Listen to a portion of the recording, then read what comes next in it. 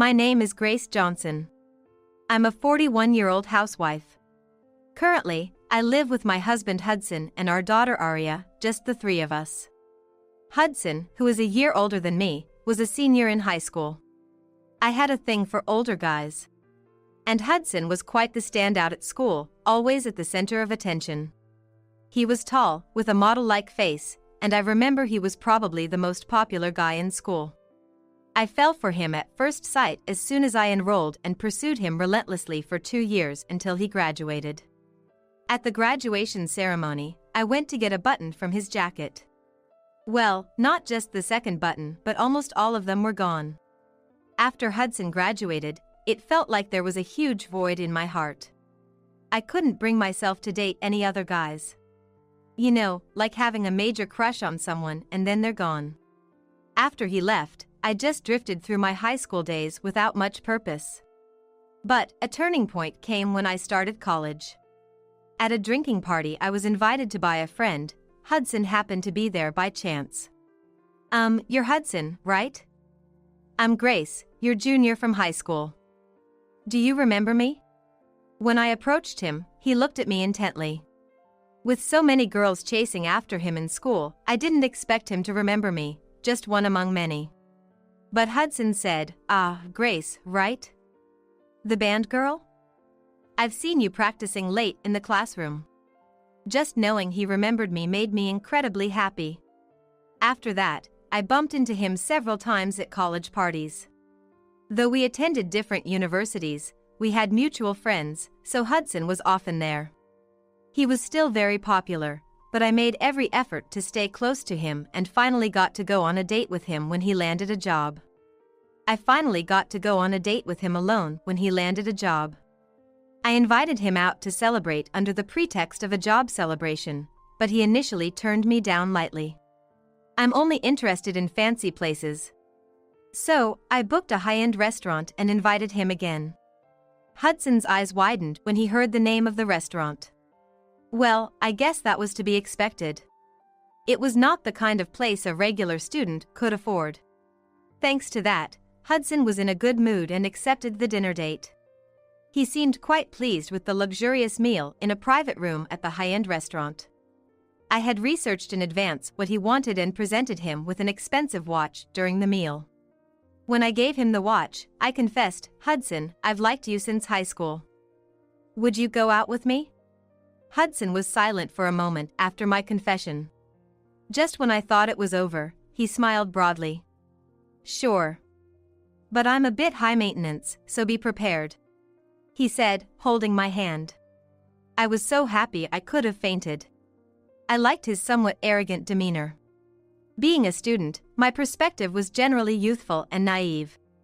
And I genuinely believed it was no problem at all that he was high maintenance. Whatever you wish for, I'll make it happen. I told him, and I officially became his girlfriend. Hudson doesn't know, but the high-end restaurant we went to that day was actually owned by my grandmother. I'm truly grateful to my grandmother for arranging a private room where I could successfully confess my feelings. This is how my relationship with Hudson began. He had warned me about his self-centeredness even before we started dating, and sure enough, he lived up to expectations. He always puts his feelings first. But what surprised me more was how much kinder Hudson was than I had anticipated. He always carries heavy things for me and even opens the car door for me when we're driving. In restaurants, he pulls out the chair for me, and he does all this smoothly.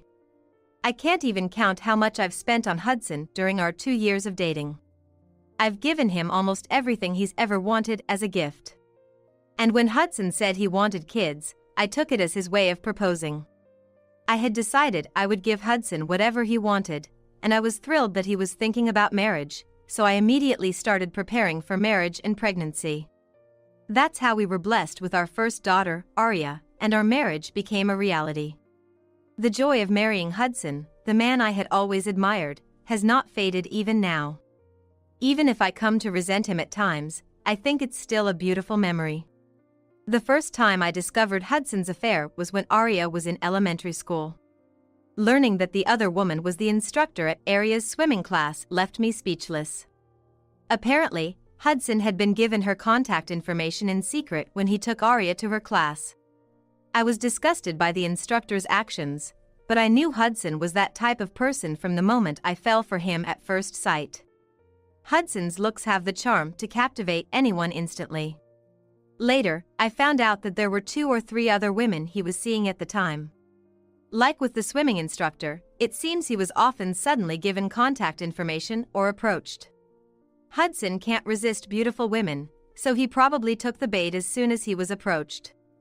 I found out about the swimming instructor when I saw the 2 of them in the car together. The very car I had given to Hudson for his most recent birthday. Naturally, I cried and confronted Hudson. I was filled with intense anger over Hudson's involvement with another woman and the fear that he might leave this home. Hudson admitted to the affair and begged for my forgiveness. "I'm really sorry. I want to protect the life I have with you and Arya. It was just a moment of madness. Please forgive me. The only person I love is you, Grace." How could I not forgive him after he said that? Yes, even after years of marriage, I'm still head over heels for my husband.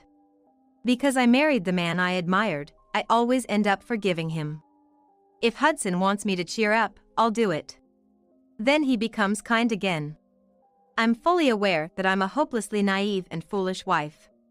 But if it keeps our family together, then that's okay. Mom, did you forgive Dad again? That's why he keeps doing whatever he wants. You can't give in to his whims anymore, okay? That's how I got scolded by my daughter. Then, when Arya turned 13, another of Hudson's affairs came to light. This time, it was with a receptionist at his workplace. Apparently, the fiancé, who worked in the same company as a receptionist, caught Hudson at her place. That led to a significant confrontation. The affair reached Hudson's boss through her, and although Hudson had to pay compensation, his boss kept it under wraps, so the affair didn't spread throughout the company. But Hudson became dissatisfied with the penalty and stopped going to work. You know, I've been thinking about switching to a company with better conditions. It's good timing, and it's better for me and you, right, Grace? There was no apology for the incident with the receptionist, and his reasoning was completely illogical to me. But in the end, I forgave Hudson again. Arya was furious with me. She had just started middle school and was feeling distrustful of her father. In fact, it was Arya who told me about Hudson's dates with the receptionist. I saw them on my way back from tutoring. I'm glad I wasn't with any friends. Because of my leniency with Hudson, Arya ended up becoming quite responsible. She's been working hard in school and even has plans to study abroad at a university overseas after graduating high school. Thinking that it wouldn't do for her husband to remain unemployed forever, I introduced Hudson to the company he had talked about, which offered better conditions. It seems the terms were to his satisfaction because Hudson switched jobs immediately. 4 years have passed since then. Surprisingly, my husband has been working seriously. He took a job in sales, which seems to suit him well. However, the company he joined deals with pharmaceuticals and cosmetics, and since it offers many products for women, he became a salesperson in the cosmetics department. I was really worried about that. But even with more opportunities to interact with women, Hudson has been coming straight home for his family. As Arya started preparing for her overseas studies in her senior year of high school, our family finally seemed to settle down. It was soon after that Hudson had to go on a solo assignment. I really wanted to go with him, but he said, "Arya's high school life is important too, so I'm counting on you, Grace, while I'm away." I just can't say no to Hudson's requests. So, as Hudson said, I decided to stay by Arya's side and keep the home running. Though things between Hudson and Arya seem to be going well for now, Arya still seems to harbor a bit of resentment towards him. It's kinda weird how Dad suddenly became so tame. Well, I can understand how she feels. But these past few years, I haven't sensed any signs of other women from Hudson. Instead, he's been coming home every day and even goes out with the family on his days off. Arya might call me soft, but I want to believe in Hudson. That doesn't mean Hudson's whims have disappeared. He refused the apartment prepared by his company for his solo assignment. He didn't like the old and lived in properties. The company said it's fine to live wherever if he pays the rent himself, so Hudson chose a place he liked. The only fun I'll have on my assignment is watching TV, right? Oh, and make sure to get a brand new hairdryer too. I can't even count how much I've spent on Hudson. I was planning to use Hudson's earnings for Aria's study abroad funds, but it looks like I'll end up using my own money to set up Hudson's living arrangements and pay his rent for the assignment. Mom, you're too soft on Dad. If he just lived in the apartment the company provided, none of this would have happened. I got scolded by my daughter and felt a bit remorseful. So, Aria went with Hudson for his move. She said if I went, I'd just give in to Hudson's demands and end up buying unnecessary things. This is the first time living apart from Hudson, and I cried when seeing him off. Aria seemed a bit exasperated, but Hudson was kind. I'll come back on my days off, so have some delicious food ready for me, he said, patting my back. 2 days after Hudson's move and Aria's return, she told me. Everything went smoothly, so don't worry. I'm glad I left it to Aria. If it were me, I might not have been able to leave Hudson because I'd miss him too much. It's been 3 weeks since Hudson went on his assignment. He said he'd be too busy to come home right away.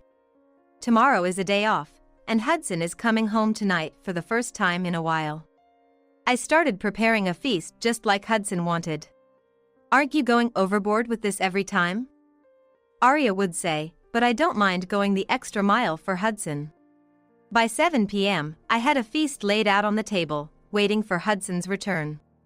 But Hudson never came. When I couldn't reach him by phone, I worried that something might have happened to him. Eventually, I told Aria to eat without me, and I waited until morning, but I only managed to get in touch with him the next day at noon. Sorry, there was a problem at work, and I couldn't make it back. I couldn't even contact you, and I'm really sorry for worrying you. I'm just relieved that you are safe. It seemed like Aria sensed something but didn't say anything to me. On the other end of the phone, Hudson said, I'll make it up to you next time. Hey, remember the restaurant we went to when we first started dating? Let's go there and talk about everything. I was truly happy that Hudson remembered that moment. I booked the day we confessed our feelings and told Hudson about it.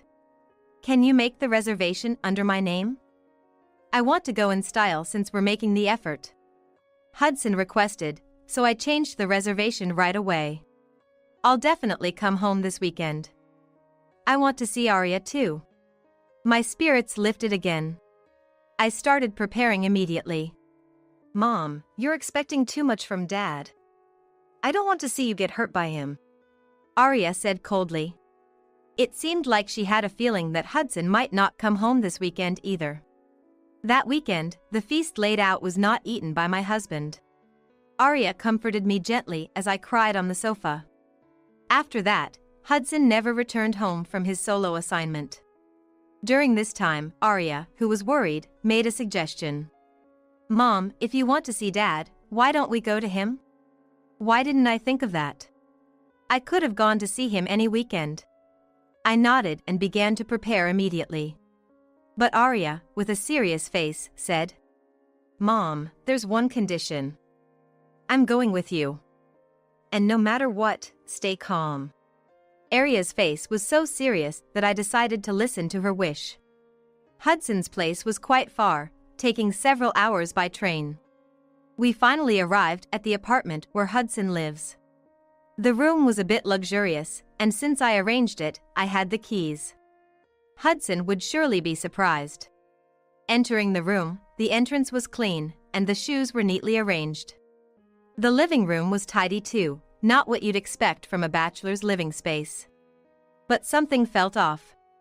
There were 2 sets of wallets, dishes, toothbrushes, almost as if someone was living there. My heart raced, and as I encountered various pieces of evidence, I couldn't deny that Hudson was living here with someone else. Then, I saw an envelope under the table and my heart pounded. A green envelope. It was a filled-out divorce form, complete with Hudson's signature and seal. I was speechless.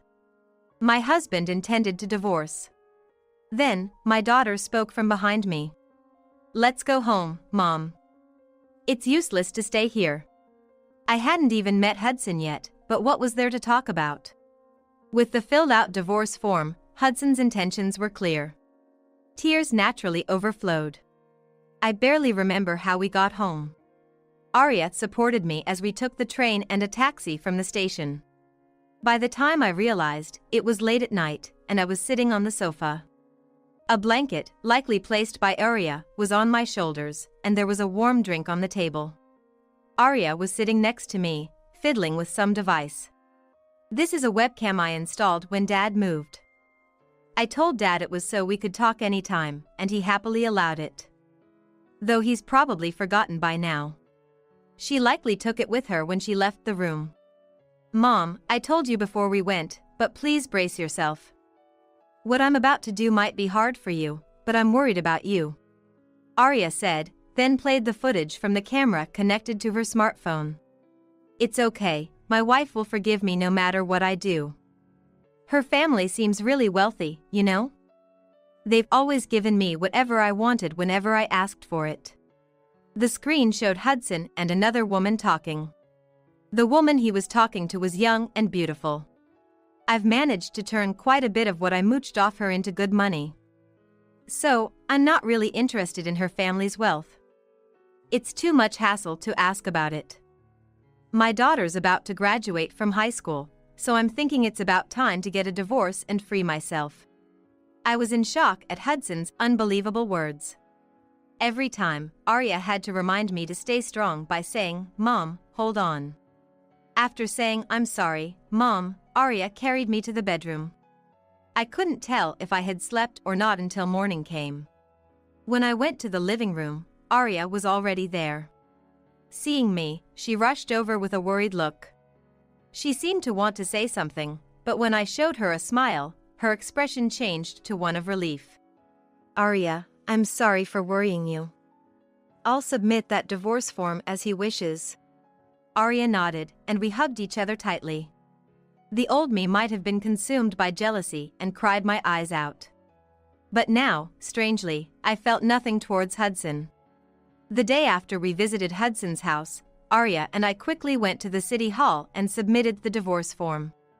Since then, we've been busy with Arya's high school graduation and preparations for her study abroad. There's been no contact from Hudson. He must be enjoying his life with his mistress, thinking we won't reach out. I thought he might come back on his own for Arya's graduation, but left him be when she said, "He's a stranger now." Today is the day Arya leaves for her study abroad. I was talking to a friend who came to see us off at the airport. During that time, I was checking my smartphone to see if there was anything I had left undone. I've cancelled the old mobile phone, and the sale of the house is complete. Hudson's things have been sent to him, so that's settled. Oh, and I need to cancel the lease on that apartment by the end of next month. As I was muttering to myself, Arya, having said goodbye to her friend, came over. "Mom, it's almost time." I nodded and followed her, pulling my carry-on. Today, Arya is setting off for her study abroad. And I've decided to move abroad as well. There's no need for me to wait for Hudson at home anymore. Arya and I are starting a new life together. I've cancelled the old mobile phone and sold the house we lived in. Arya and I will disappear from Hudson's life without leaving anything behind. That was his last wish. Today was supposed to be the reservation at that restaurant. He hasn't contacted me. Probably, he wanted the reservation under his name to impress some woman. I'll ask Grandma about how he's doing tomorrow. It adds to the excitement of starting a new life. It's been a week since Arya and I moved abroad. We've finished moving in the packages, and our life is starting to settle. The day after we arrived, I called Grandma according to her time zone. She knew about my divorce from Hudson. And she told me about the restaurant. That day, he brought a woman to Grandma's restaurant. Just like 18 years ago, booking a private room in the high-end restaurant. Of course, there's a charge for using a private room at this place. When it came time to pay, Hudson's eyes widened at the amount. When I went with him, there was a discount because of my face pass, but this time it had nothing to do with me. There was no discount, so he must have paid the regular price. However, Hudson would never do something embarrassing. I assumed he presented his card as if nothing was wrong. Though my grandma mentioned his hand was shaking a bit at that moment. I suspect Hudson must have called me afterwards. Probably asking for money. But my number has been cancelled. Hudson must have felt something was off, but he doesn't know my current contact information. Of course, Aria's number has been changed too. I wonder how he's doing. And now, a month has passed since we arrived overseas. Hudson must be in trouble by now. The apartment he's living in is under my name and is due to be cancelled at the end of this month. He should have received a prior notice, but I wonder if he's realized it. It'd be fine if his roommate is someone he can trust. While thinking about this, Aria spoke to me. A friend from back home contacted me. Someone was making a scene at the place where our house used to be. Aria thought it was Dad. Dad seems to be in quite a panic. Just imagining Hudson in a panic is funny. His handsome image is ruined. Mom, what do we do? Go back home for a while? I had thought we'd need to talk to Hudson eventually. But I don't want to meet him. We're not going back. But I will talk to Dad. Aria tilted her head, but I had a plan. This is really the end. Let's face him properly and say goodbye. Aria and I took a nap to adjust to the time difference, preparing for the face-to-face with Hudson. We're no longer a couple, but let's settle this once and for all. Hudson must be sufficiently damaged by now, but that's not enough for me. I've decided not to forgive Hudson. Aria and I sat on the sofa, staring at the webcam above the TV. Soon, my smartphone received a call. They were ready. When I turned on the TV, Hudson appeared on the screen. With a few adults watching the situation in the background. Wah. Grace? Aria too. Where are you guys? Hudson's voice was slightly delayed from his mouth movements. Hudson, long time no see. You look well. Where are we? That's something I can't tell you. Where are you? Hudson, looking confused, answered. Well, I was called by my boss to the president's office at the company this morning. He seemed uncomfortable under the watchful eyes. Hudson didn't seem to grasp the situation. I asked them to accompany you today because I have a lot to tell you. I said, and Hudson looked even more bewildered. First, the divorce form you filled out has been successfully submitted. You probably know since you received the acceptance notice. You were so kind to sign it yourself. No complaints, right? Hudson appeared confused by my words. He definitely had the intention to divorce. However, Hudson countered with something else. But, selling the house is foul play. That was my house too. You shouldn't have sold it without my permission. If you sold it, you should share the money with me. The conversation was veering off track, but since I was planning to discuss this eventually, I decided to explain it right away. You might be misunderstanding something, but that house wasn't ours. It was in my parents' names. So, if my parents decided to sell the house, we had to comply. Hudson looked as if he couldn't believe it. But it's true. Our house was quite a mansion. There was no way Hudson could afford such a house with his income. It was a house my parents had given me as a wedding gift. It happened nearly 20 years ago, so he must have forgotten. I sent you your belongings, didn't I? The watch I gave you, the suits, the accessories. I bought them because you wanted them, but you treated them like trash in your room. Maybe you've already turned them into cash. It probably hit the mark. Hudson clenched his teeth for a moment. It's embarrassing to admit, but why did I spoil this man so much? I loved him that much. The fact is true, but suddenly, I felt a surge of regret. I loved you so much that I was willing to fulfill any request. Even when you cheated, I forgave you, thinking you would eventually come back to me. But if you wanted a divorce, then it's over. I wiped the tears I had been holding back. Really, as Arya said, maybe I was too lenient on him, too forgiving. This divorce could well be said to be my own doing. Seeing me like this, Arya spoke up. Dad, Mom has been waiting for you all this time. No matter what I said, Mom believed in you. You betrayed her, Dad. I won't forgive you. Arya played the recorded voice of Hudson that she had captured. Where did you get this recording from? Hudson was clearly shaken. Arya also showed a picture of Hudson with another woman on the screen. Dad, unlike Mom, I've always doubted you. Sorry. I really wanted to prove your innocence and looked into things, but the more I dug, the more evidence of your affairs I found. You've been pretending not to cheat these past few years, but you've really been playing around quite a bit. Arya presented facts I didn't know. Apparently, Hudson had also committed adultery within his company.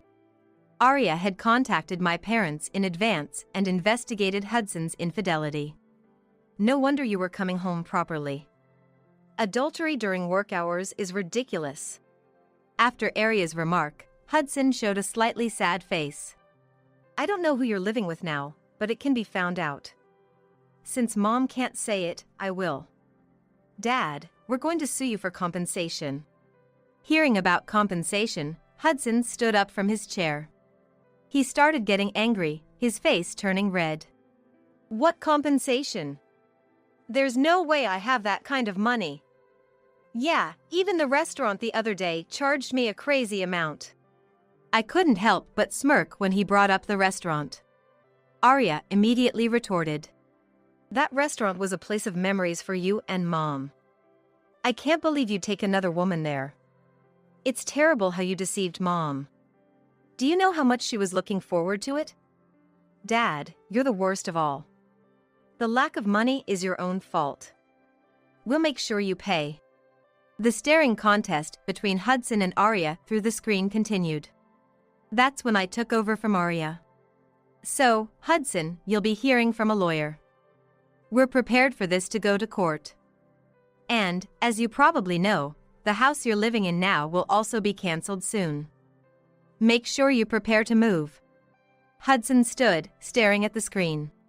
Having been adored by everyone around him until now, his anger at being belittled like this was immeasurable.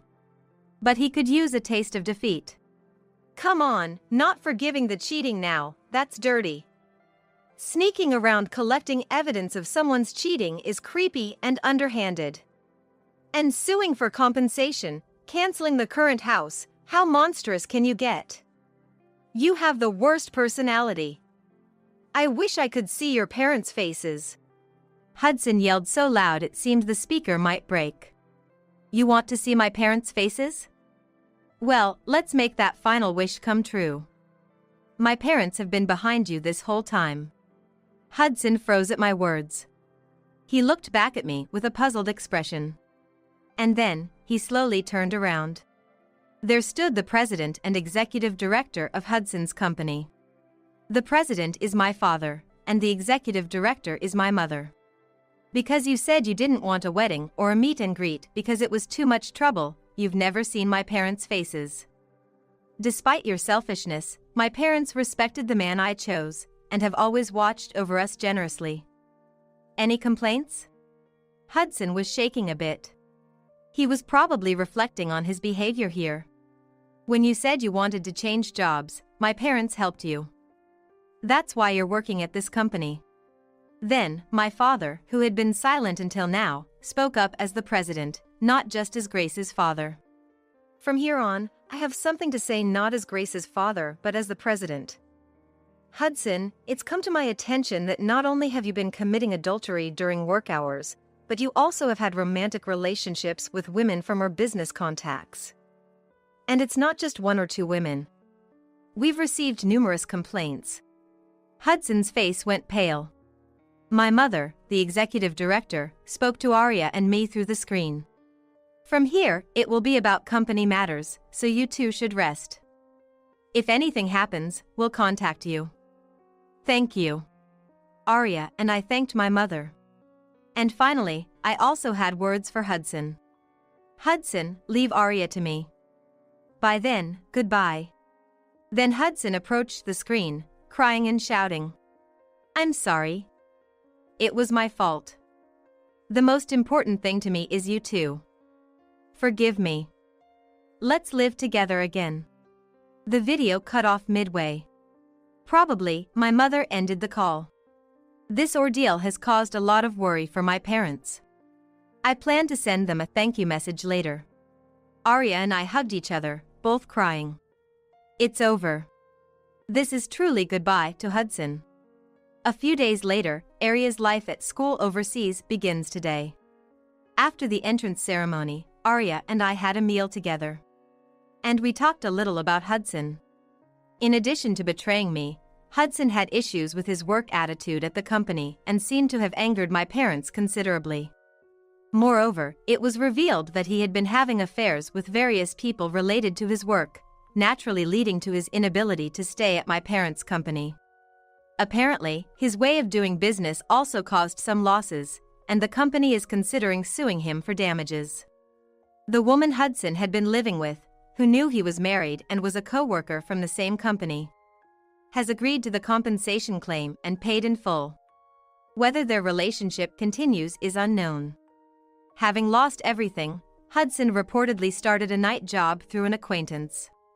The compensation from Hudson is being deposited in small amounts each month. Mom, from now on, I'll protect you. Oh, that's reassuring. But I became stronger too. It's still my turn to protect you. We laughed together, saying that no matter what happens, I don't want to ruin this happy relationship with my daughter. With that thought, I watch my daughter forge ahead towards her dreams. Life overseas has its uncertainties, but as a mother, I'll live strong and enjoy the time with my daughter.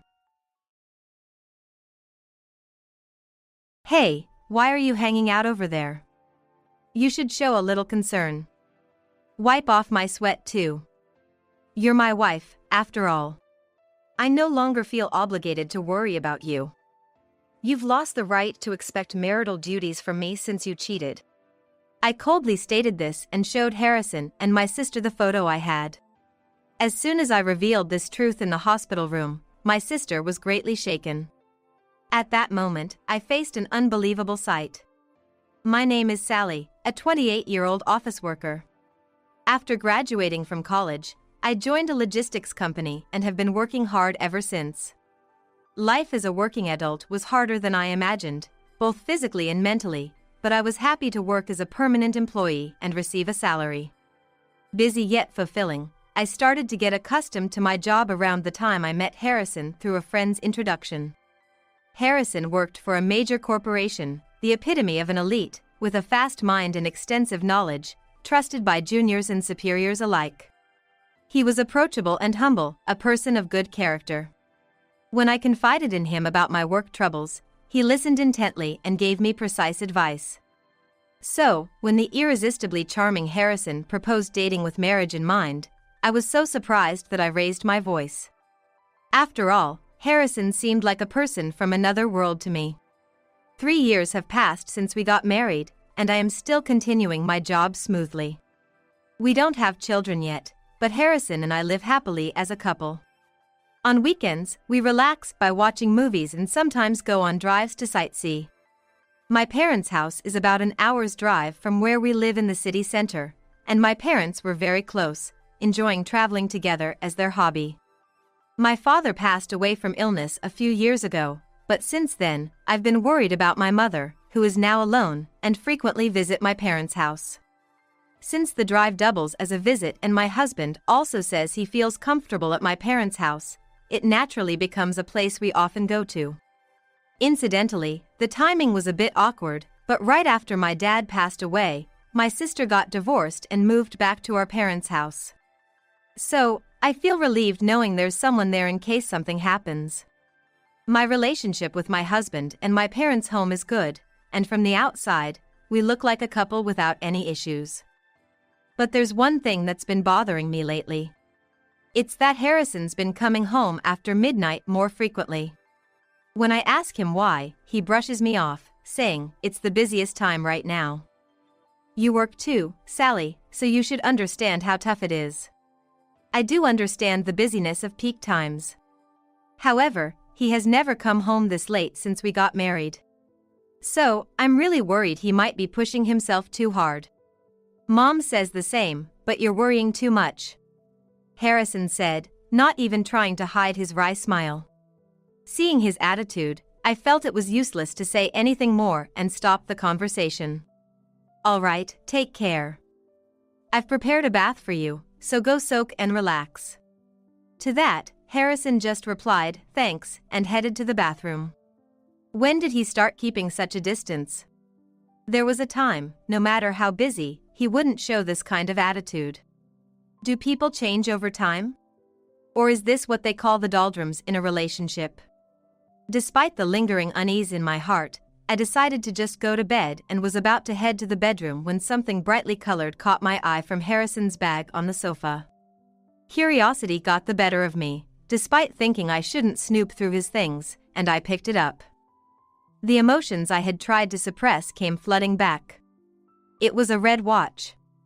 And it was the one I had given to my sister. It was a watch from her favorite brand that I had custom-made for her birthday last year. She seemed to really love it. Worry races through my mind, but there's no point in dwelling on it. I have to get up early tomorrow, but at this rate, I don't think I'll be able to sleep.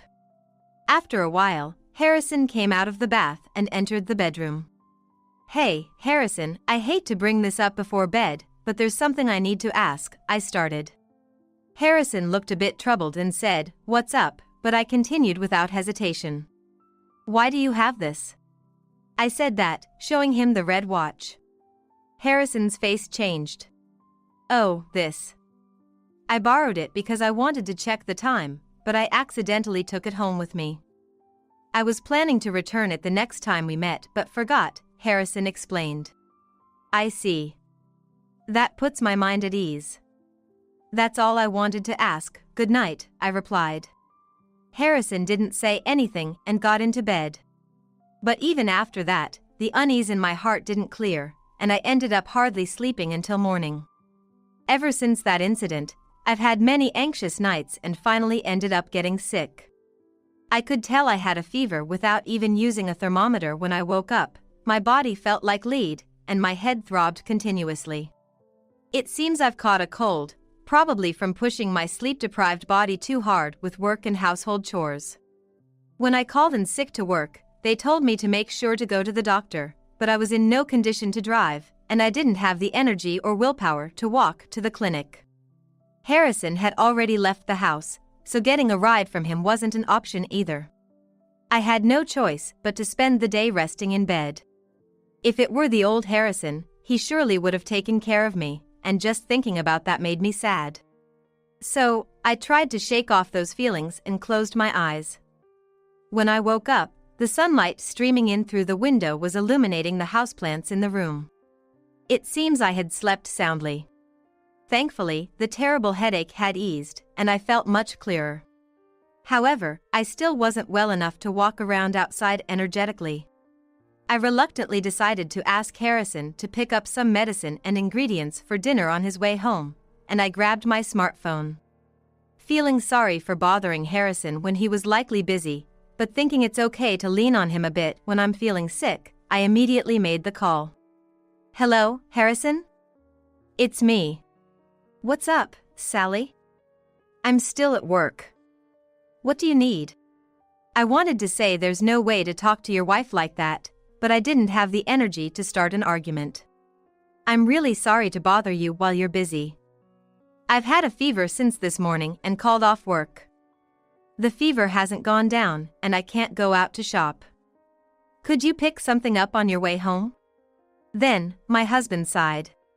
"Oh, you're just being too soft on yourself." "Excuse me? I think taking care of yourself is part of your job as professional. Aren't you self-aware enough? I'm too busy at work today to go home, so you'll have to handle the shopping yourself. I don't even have the energy to go shopping. Relying too much on others will make you soft. Anyway, my boss is calling me. I gotta go." Harrison said, and then hung up. Stunned, I listened to the beep of the call ending and remained motionless for a while, phone still to my ear. Why would he talk like that to someone who's sick? No matter how busy with work, does he want to avoid talking to me that much? In the early days of our marriage, Harrison was the one who worried about me the most when I was sick, taking care of me diligently. He would go to the drugstore to buy pudding or energy drinks for me, and even called my mom to ask what's best to eat when you have a fever. What made the kind-hearted Harrison become so cold? Feeling a fever rise again, I drank some chilled mineral water from the fridge and went back to bed without thinking further. Harrison didn't return home until the deep hours of the next night. My health had already improved significantly, and I was able to go to work that morning. I wanted to go to bed early because I was still recovering, but I had something I needed to tell Harrison, so I waited for him to come home. The show I wanted to watch had already ended, and I was watching an infomercial with no particular interest when I heard the door open. I hurried to the entrance. "Welcome back, that must have been tough." "Yeah. Food and bath are ready, what will you do?" "No need for either, I'm beat." Unlike you, I don't have the luxury to rest. After witnessing Harrison's cold attitude over the phone yesterday, I didn't expect him to worry over a slight illness. However, as soon as he came home, I told him there was something I needed to say. "What?" "I'm already sleepy, make it quick." Actually, when I went to work today, my boss asked me to go on a business trip next week.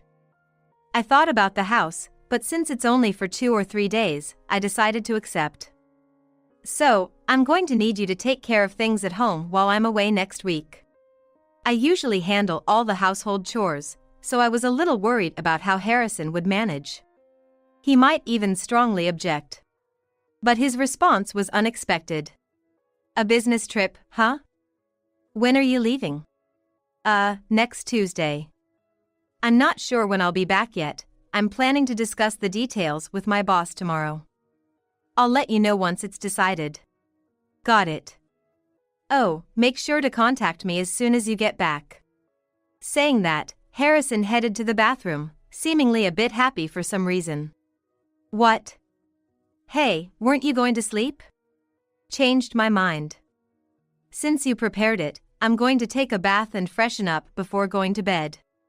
I was a bit surprised at how Harrison's attitude brightened after hearing about the business trip. If it were the old me, I might have been pleased by the change, but now it just raises more doubts. However, with the trip starting soon, I told myself it was pointless to get worked up over speculation. Yet, Harrison's brief look of happiness stirred my unease. Why did he seem so pleased? As the trip approached, Harrison kept saying things he normally wouldn't, like leave the house to me and focus on your work during the trip.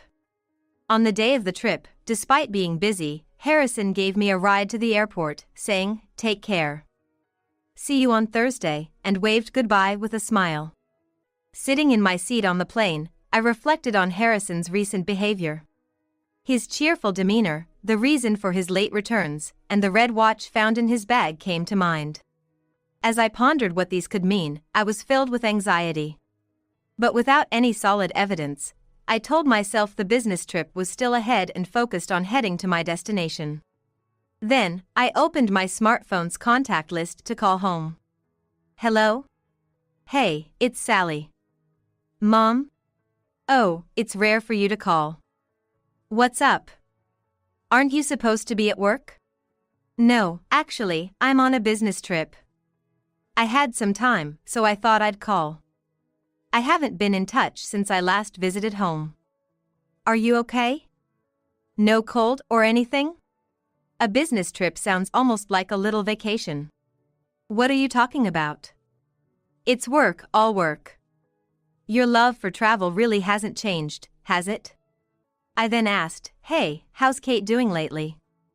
Anything new with her?" "Oh, Kate's doing well as always. She's going to work and all." "Oh, but actually, she took the day off today. The house has been buzzing since this morning, and it got me up earlier than usual." "She took a day off? Does she have some special plans or something?" My heart started to feel uneasy. Yeah, actually, she's been preparing to go out since this morning. She's about to leave, right? I get the feeling she's dressed up more than usual. Maybe she's got a new boyfriend? I speculated. My anxiety grew, and my heartbeat quickened just when I was trying to confirm my worries. While I was lost for words, my mom kept talking. She finally found someone new, huh? I'm happy for her. Slowly, I moved the phone away from my ear, feeling my mom's voice fade as I eventually ended the call. Leaning against the door, I stared intently at my smartphone's screen. After a while, I opened the call screen again and pressed the dial button. That night, after finishing work and returning to the hotel, I lay in bed feeling as if a weight was crushing me with fatigue. Of course, during work, I focused on the meetings with clients, not letting thoughts of those two distract me. At this point, there's no concrete evidence of an affair. So, there's no use in dwelling on it. Yet, my brain was working overtime, trying to fit any potential evidence to the case. Wondering when and if Harrison and Kate have been together lately, or maybe Kate was just dressing up for herself. And maybe Harrison was just really busy with work. But then, why did he seem so elated that time? Why didn't he show any concern when I caught a cold? I thought about calling my mom again, but asking the same questions several times a day would raise suspicion, and even if the two were meeting, it's not likely my sister would tell the truth to our mom. Oh, this is pointless, let's just focus on work for now, I decided to switch gears. Then, on Thursday night, after successfully completing the 3-day business trip, I was relaxing on the sofa at home. Unusually, Harrison had already come home, and we spent some quiet time together for the first time in a while. Everything was okay at home while I was away? Yeah, no problems at all. And the 3 days went by quicker than I thought. Really? It felt quite long to me. But I'm relieved the house isn't as messy as I imagined. Did you eat out? Yeah, mostly fast food. I managed to do the laundry even without Sally here. That's good. Oh, I bought some sweets, let's have them together. Sounds good, he replied, and I quickly prepared some tea and snacks. It was rare for us to enjoy a peaceful conversation together. This might be the perfect opportunity to clear up those suspicions. By the way, what were you up to while I was on the business trip? Oh. Work, obviously. You're not thinking I was meeting some other woman, are you? Sorry, I didn't mean it like that. I was just wondering what you were up to since it's the first time you've been alone since we got married. We always go back to our parents' house together, after all. I casually brought up the topic of going home, but Harrison's reaction didn't change. Speaking of going home, it reminded me of something. I talked to Mom for the first time in a while on the way back. I was surprised to hear that Kate might have a boyfriend. She hasn't been with anyone since her divorce. Kate has a boyfriend? But that's good for her, starting anew, right? That's great. Yeah, it is. Harrison was completely unfazed and casually ate the cake I had brought back as souvenirs. Seeing how calm he was, I didn't feel like pursuing the topic any further, and it ended there. A few days later, it was decided that Harrison would be going on a business trip to another region. Unlike my trip, this one seemed to be a long-term assignment. If successful, it could significantly boost his standing within the company, even possibly leading to an unprecedented promotion. Harrison was quite enthusiastic. Because of that, he has been coming home late almost every night, busy with preparations for the trip.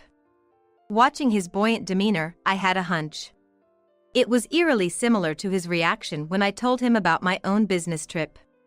The night before his departure, Harrison had to run out to the convenience store after realizing he forgot to buy something. I took this as the perfect opportunity to check his suitcase, heading to the bedroom. Luckily, the suitcase was left open and easily accessible. Looking for evidence, I peered inside the suitcase, and its contents were suspicious at first glance. Is this really preparation for a business trip? A travel guidebook was hidden intentionally, and on top of it were notes with reservations times for popular restaurants in new, stylish clothes that didn't seem work-related. It looked like plans for a trip with someone. The next moment, I was shocked. Could it really be? The next day, Harrison left the house early in the morning. He wasn't wearing the stylish clothes I saw the day before, but his usual suit. After confirming the door was closed, I immediately tried to contact my parents' home.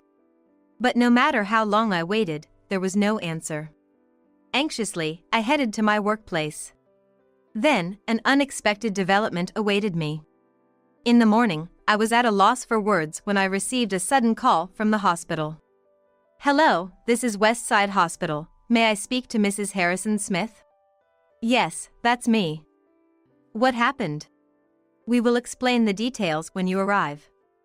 Your husband has been injured and we ask that you come as soon as possible." I learned that Harrison had slipped and fractured his leg while at a spa resort and was urgently transported to a nearby hospital. Thankfully, his life was not in danger. I immediately informed my boss of the situation and rushed to the hospital. On the way, I also contacted Harrison's company. Normally, if he was on a business trip, the company would have been informed of his whereabouts. "I'm really sorry to trouble you, but this is Harrison Smith's wife, Sally Smith.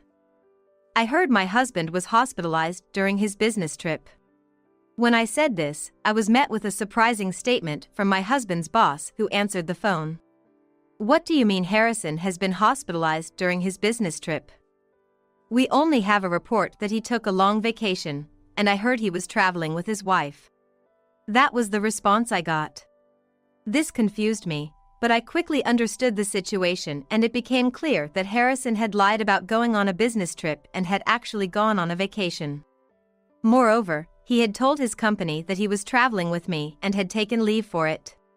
Hearing this, my anger towards Harrison surged, but at the same time, the fact that he was suffering from a fracture complicated my feelings as I rushed to the hospital. The hospital was located about 2 hours from the city center in a resort area. Upon arrival, I completed the check-in process and headed to Harrison's hospital room. As expected, my sister Kate was there, taking care of Harrison. He himself had fractured his right leg and was in a pitiful state with a large bandage wrapped around it. He mumbled pitifully, "I'm so sorry it had to come to this." But in my mind, anger won out over sympathy for him. "Hey, why are you just hanging around there? Show a little concern, will you? Wipe off my sweat too. You're my wife, after all.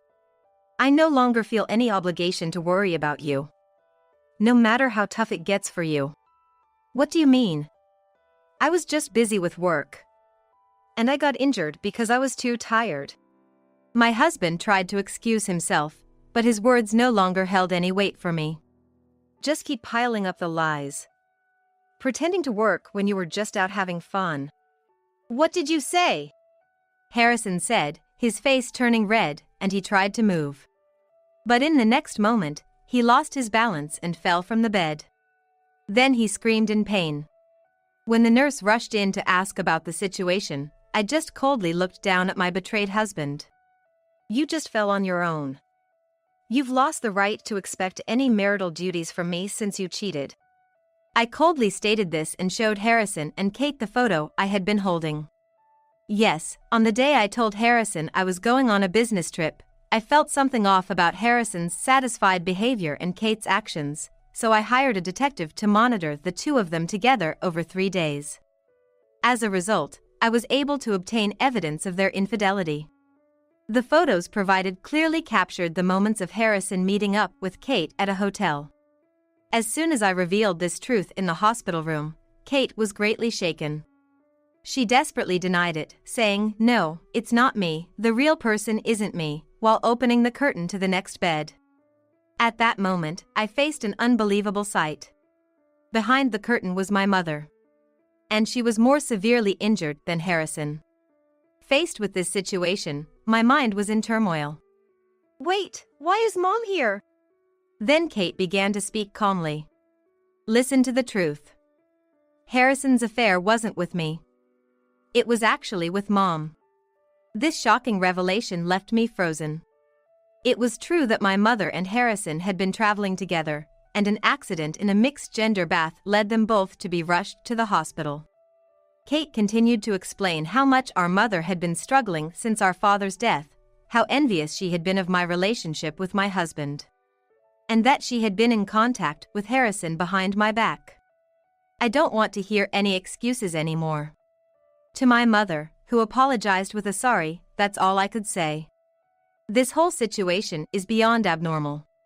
And you knew everything from the start, I said, feeling disappointed in Kate. The reality that my mother and my sister's husband were involved was hard to accept. Why did you keep silent about it? To my question, Kate sighed. Ever since Harrison and Mom started their affair, I've been desperately trying to fix things without you knowing. Then, Mom asked me to pretend to be the affair partner in case things got exposed. I couldn't say no. Hearing this made me angry. Did you even consider me for a moment during all this? Kate answered quietly. It was a tough time for me too. I wanted to do something about Mom's loneliness. And I felt she became happier since Harrison started coming around. I was speechless. My own family was this selfish and morally corrupt. And there's this evidence too, Kate said as she pulled out an IC recorder. She had recorded conversations between Harrison and my mother, just in case, to prove her own innocence. When she pressed play, Harrison and my mother's voices were clearly recorded. Their conversation, and their laughter talking about me, was audible. At that moment, Harrison suddenly exclaimed, "No! That woman came on to me. I tried to reject her, but she kept coming after me every time." I stared at Harrison calmly. "Do you really think that? Then why are you talking so happily here?" And to Harrison's words, my mother retorted indignantly. "You're the one who said you were drawn to the allure of an older woman and approached me. Stop lying. Just because you're a bit younger doesn't mean you can be so delusional." Both parties were blaming each other, but who seduced whom first is no longer important. I don't want to be involved in this anymore. I still have work to clean up. Sally, you have your sister, after all. Kate said, trying to leave, but I stopped her. Wait, you're not innocent in this. You're a perpetrator too.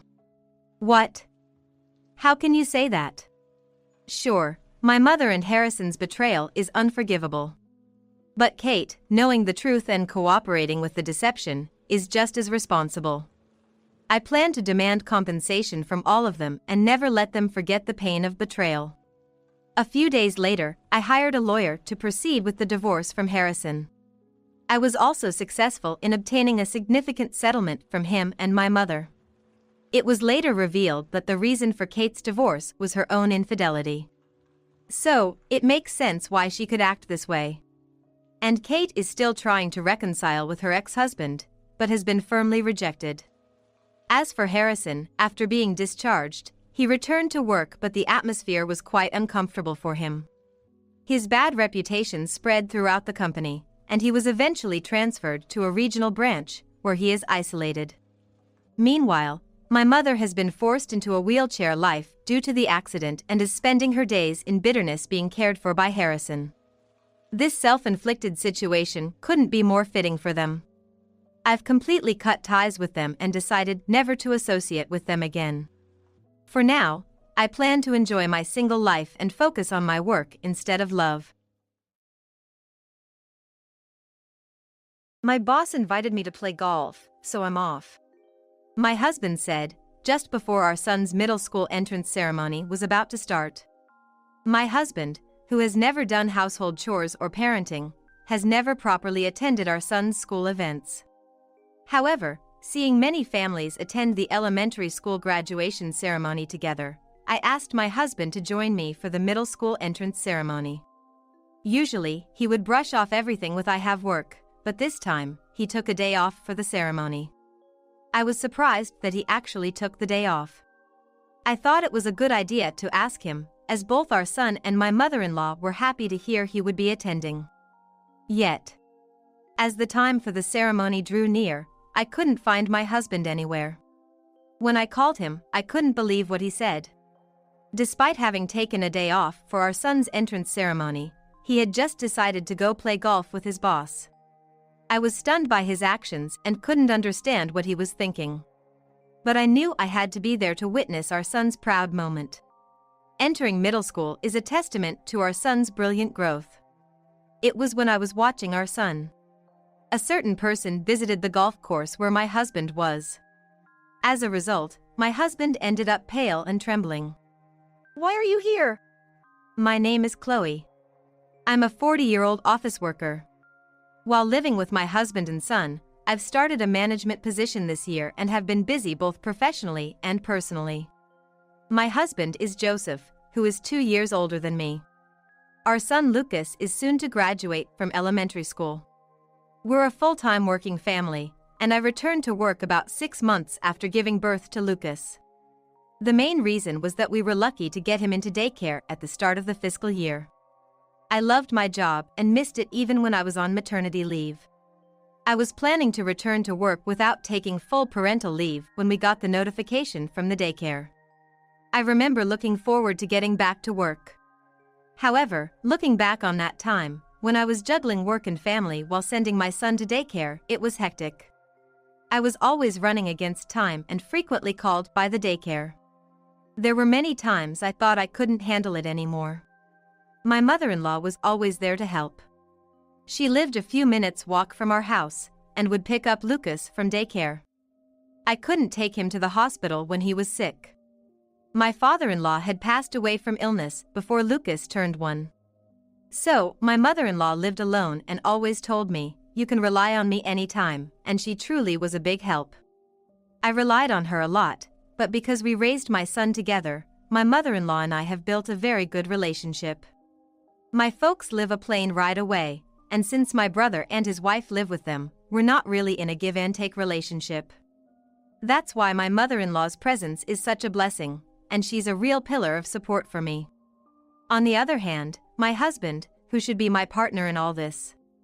It's unbelievable that he's the son of such a kind mother, considering he does neither housework nor parenting.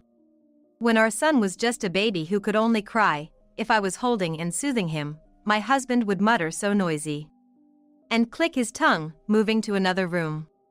He gets grumpy when my mother-in-law and I are taking care of our son, and he won't even change diapers, saying I can't deal with the mess. Even when it's his turn to feed the baby, he'd say, "Are you done?" I'm tired, and quit halfway through.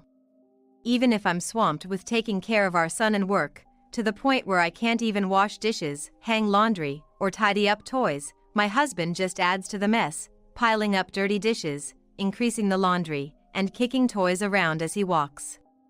I've tried to talk to him about his behavior. I even changed my approach and asked for help in a more pleading way. But he just gets annoyed and ignores me. There was never any improvement. If anything, he'd just click his tongue and lash out at things even more. So, I stopped trying to get him to change and decided not to expect anything from him. Even if I spend a lot of time and effort trying to communicate what I want from him in terms of parenting and housework, if there's no result, it only leaves me exhausted. In a life with no time or energy to spare, I didn't want to add more stress. If I don't consider him as part of the equation from the start, I won't be bothered when he does nothing. I think now, that was a way to protect my own mental state, which was on the brink from being so busy and sleep-deprived. Seeing how my husband was, even my mother-in-law thought it wasn't good and gently scolded him. Very gently. "Joseph, Chloe is tired, too. Why don't you take a turn holding Lucas? He's so cute, after all. I'm more tired from work. That's her job." But my husband didn't listen to his mother's words, dismissing them and retreating to the bedroom.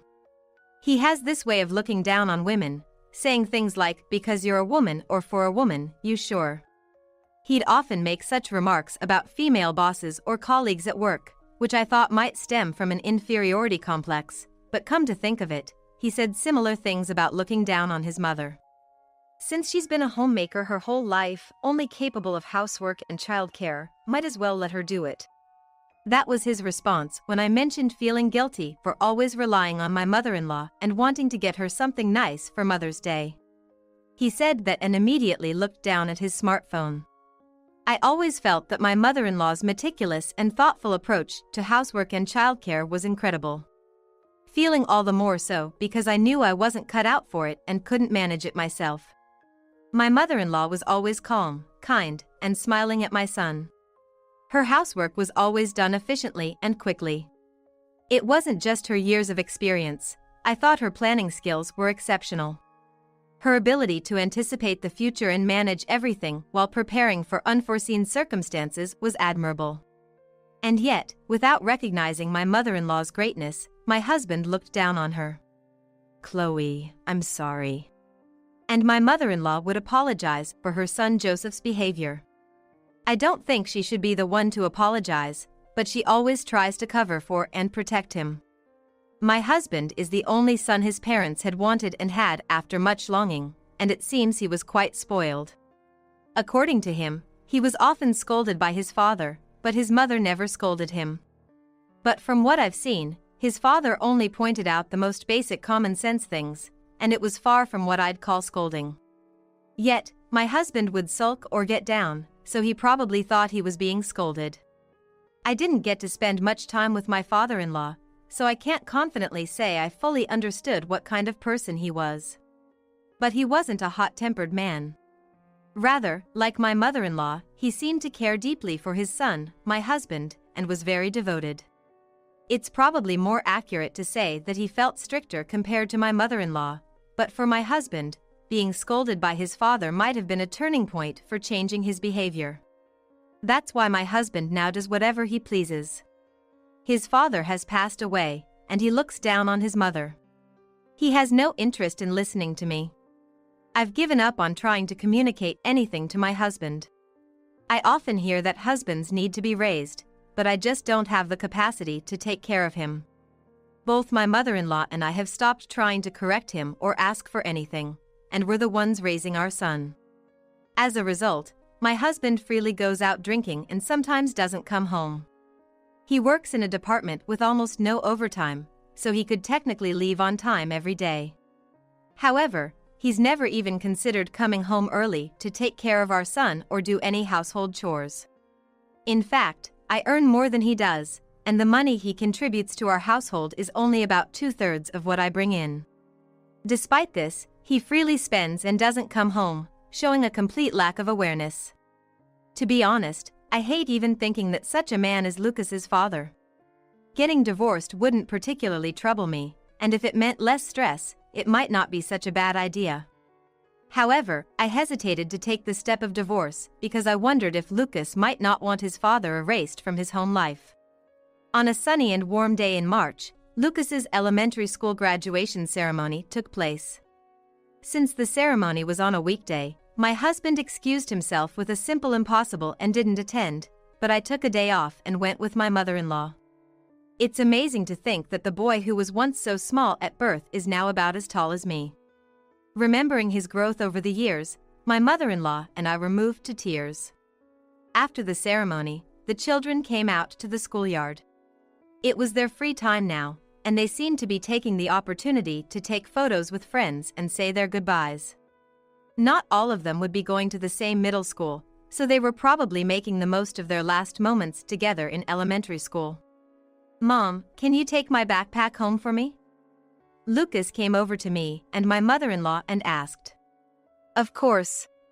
Here, take your phone too." "Thanks." The school had informed us that during this time in the schoolyard, it was okay to use cameras, phones, or tablets for taking pictures. Parents were advised to bring these devices and hand them over in the schoolyard, with reminders to adhere to internet literacy and such. The kids were probably using this time to take commemorative photos and exchange contact information. "Mom and Grandma can head home first." "All right. Be careful on your way back." "Don't worry, we'll all go back together." Lucas glanced around casually, and his gaze landed on his classmates who were happily chatting with their parents. Despite being a weekday, most families had both parents attending the graduation ceremony. Maybe Lucas, too, had wished for his father to be there. When he was younger, despite having such a father, he was always clinging to him, saying, "Daddy." But now, with a father who neither spends time with him nor is hardly ever home, Lucas has become quite cold towards him. Even when they are in the same house, Lucas barely speaks to his father. Seeing how many families had both parents attend events like this, I might have felt a bit envious. "All right, I'm off then." With only his diploma and phone in hand, Lucas dashed off. Watching his back, I thought about talking to my husband. "Hey, could you come to Lucas's middle school entrance ceremony?" I brought it up to my husband when he came home late that day. He probably forgot that today was the graduation ceremony. He hadn't mentioned a word about our son, not in the morning before leaving the house nor now when he came back smelling faintly of alcohol. "The entrance ceremony is on a weekday, right?" Today, at the graduation, most families attended together. I was pretty much the only mom there alone. I got a lot of "couldn't your husband take the day off" from the other parents. My husband, though indifferent to his family, me, and our son, is all about appearances. He seemed to catch the implication that "so, your husband puts work before his kid," from my words, and I saw a slight frown form between his eyebrows. In reality, the conversation was more along the lines of "is dad at work?" But nobody is into another family's business like that around here. So, I deliberately phrased it that way. I implied, normally, dads take a day off for their kids' graduation, but ours was the exception. Lucas seemed to envy them, so I was hoping you could make it next time. Whether or not Lucas actually felt envious, I can't say for sure. But being the odd one out in a crowd can't be comfortable. "Will you apply for a day off?" "Well, probably." His response was lackluster, but after pressing him a bit more, I decided to go to bed. They say good news comes to those who wait, and there's work tomorrow. Then, the next evening, while at work as usual, I got a message from my husband. I got the day off for the entrance ceremony. I was surprised he acted so quickly, considering our conversation just yesterday. Perhaps my remark about being the only family without a dad present at the graduation had an impact. When I got home, I told Lucas. "Both mom and dad will go to the entrance ceremony." Lucas looked surprised, but slowly seemed to digest the news. It might be the first time his dad has ever attended a school event. So he could be a bit shaken, but he seemed happy, and his expression softened. I also messaged my mother-in-law that my husband would be attending the entrance ceremony. She was originally planning to come with us anyway. I could tell she was happy from her message back.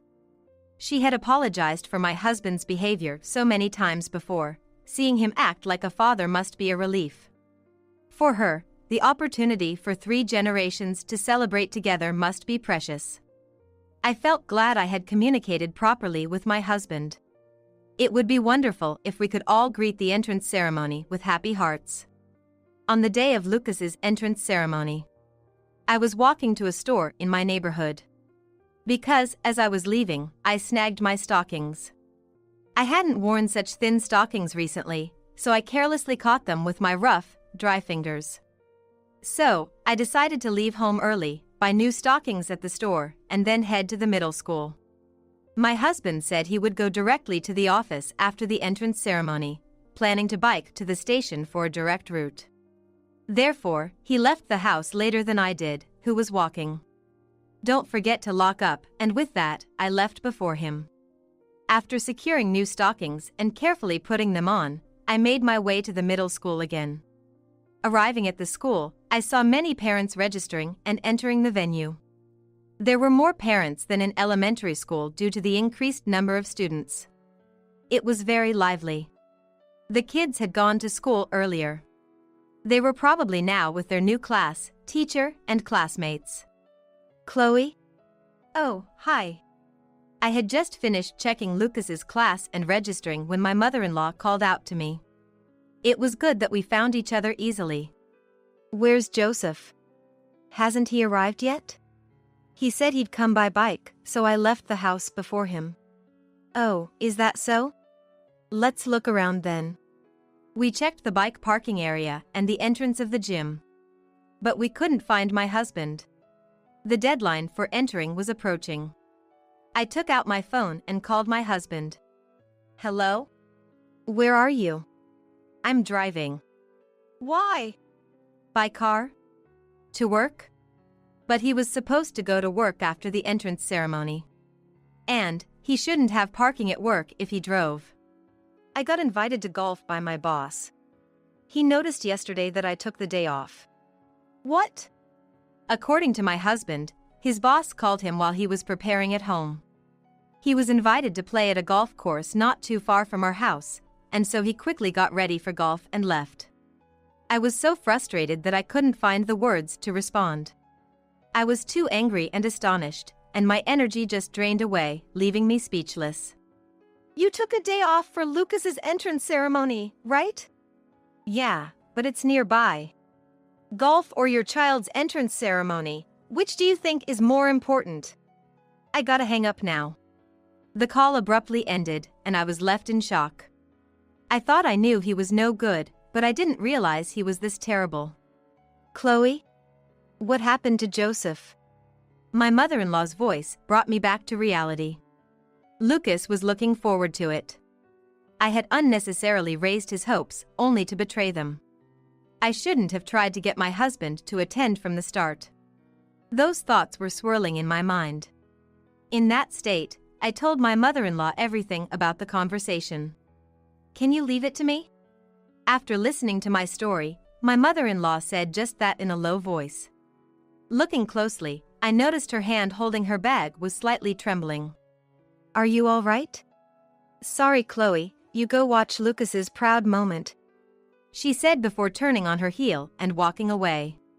From her words earlier, it seemed she wouldn't watch the entrance ceremony either. Honestly, I wanted to go back home too. The emotional shock felt like physical fatigue weighing on my shoulders. But Lucas was expecting his parents to be there. If both of us were absent, how heartbroken would he be? So, at least I had to properly witness how much my son had grown. Today was supposed to be a joyful day. I took a deep breath and made my way to the gym where the entrance ceremony was being held. After the ceremony ended without any issues and I had finished everything, I met up with Lucas. I couldn't tell if he had seen me during the ceremony. But once we were in the schoolyard for dismissal, it was obvious that his father wasn't there. However, Lucas didn't mention anything about it. I couldn't bring myself to tell him about his father's actions. It was too cruel. And I didn't want to make excuses that he was at work or anything like that. Without touching on that subject, I was discussing with Lucas where we could eat lunch. My phone in my bag started vibrating. Pulling it out, I saw a call from my mother-in-law. Hello? Chloe? I'm sorry for suddenly disappearing. Has the entrance ceremony finished? Yes, we were just talking about where to go for lunch. Could you come home after you've eaten? I'm at your house with Joseph. What? Was my husband back already? But he said he was going to play golf. Normally, if he went out to golf, he wouldn't be back for the entire day. Shall we go home right away? No need to rush. It's lunchtime. Go eat something. What about you? I'll figure something out. Don't worry about me. Indeed, it was already lunchtime, and Lucas said he was hungry. I didn't feel like enduring hunger just to see my husband's face. Then, we'll eat and come back right away. Take your time. Taking my mother-in-law's words to heart, we went to eat Lucas's favorite pizza before heading home. Sure enough, there was a car in the carport. It seemed my husband had come back. I unlocked the door and opened it. Something could be heard from the living room. I just can't understand. I'd like to crack open your head and see what you're thinking. Gently opening the living room door with Lucas, we were startled by the loud voice. To my surprise, it was my mother-in-law, whom I've never seen raise her voice like this before. My husband was sitting, his face pale and trembling. In front of him stood my mother-in-law, a stark contrast to her usual calm demeanor, looking furious. Welcome home. Noticing me and Lucas frozen near the door, my mother-in-law greeted us with her usual tone and expression. Though I felt relieved, my husband remained bowed and trembling. Lucas, I'm sorry we couldn't attend your entrance ceremony. I had to go catch Joseph. My mother-in-law apologized to Lucas. Wait, had to go catch him? What do you mean? I went to the golf course, grabbed him by the scruff of his neck and brought him back. What? I couldn't imagine my mother-in-law doing such a thing. But since my husband was here, it must be true. You managed to bring him back. I told his colleagues at the golf course he was supposed to have taken the day off for his son's entrance ceremony today, but suddenly disappeared to go golfing.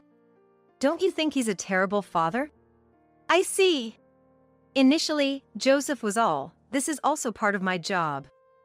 But then one of the seniors there got angry, saying, it's a milestone for your son. What are you doing? Perhaps it was the boss who had invited him to golf. He probably didn't know the reason for the day off, and he must have been shocked too. Plus, it was good that his colleagues got to see his true colors. Serves him right. They told him, go right now. So, I dragged him away just like that. Wow. He must have been quite surprised when I showed up.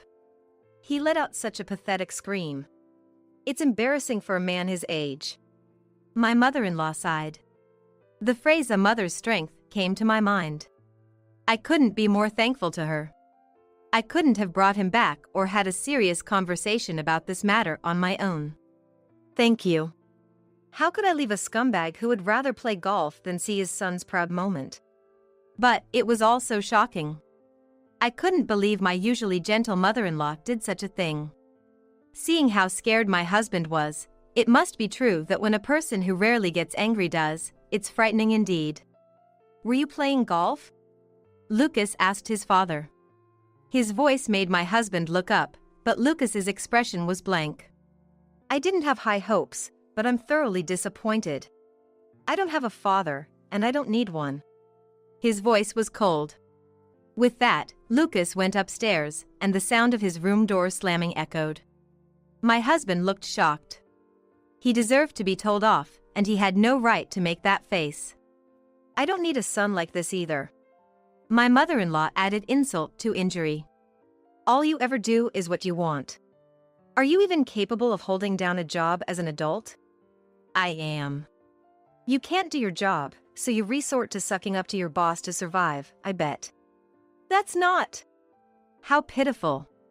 It's only natural for your child to disown you. You're shallow and insubstantial. My mother-in-law's sharp words cut through my husband like a knife. Her usually calm demeanor made her attack all the more potent.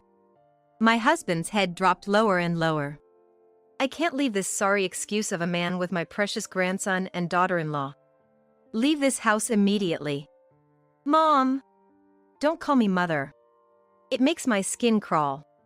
Hey! You must have some clothes in that golf bag of yours. Take it and get out. I had no role to play in this scene. True to her word, my mother-in-law kicked my husband out. She dragged him by his clothes, kicked him out the door, closed it, and locked it. Without a key, my husband couldn't re-enter the house. Oops, I guess I showed you an embarrassing side of me. My mother-in-law said with a shy laugh as she turned around. Somehow, all the tension left my shoulders, and I couldn't help but laugh too. About 10 days after the tumultuous day of my son's entrance ceremony, my husband and I were sitting opposite each other at the dining table. I had received a message from him the day before saying, "I want to talk." This was the first contact since he had been kicked out of the house. I was wrong. I'm truly sorry, he said, and I watched with a cold gaze. After that incident, I had a lot of talks with my mother-in-law and son, and we had already decided what to do next. Let's start over. From now on, I'll. There's no from now on. I interrupted him and laid the divorce papers on the table. What? We're getting a divorce. Wait, just wait, from now on I'll. You're not needed in our lives. But you will fulfill your responsibilities. Next to the divorce papers, I placed several photographs. Upon seeing them, my husband's eyes widened, and he gasped. These photos were evidence of his affair. There were pictures of him walking with another woman, entering a hotel, going into a condo with her, and he entered alone. All the photos clearly showed his face. My mother-in-law had hired a detective agency, and she handed over all their findings to me.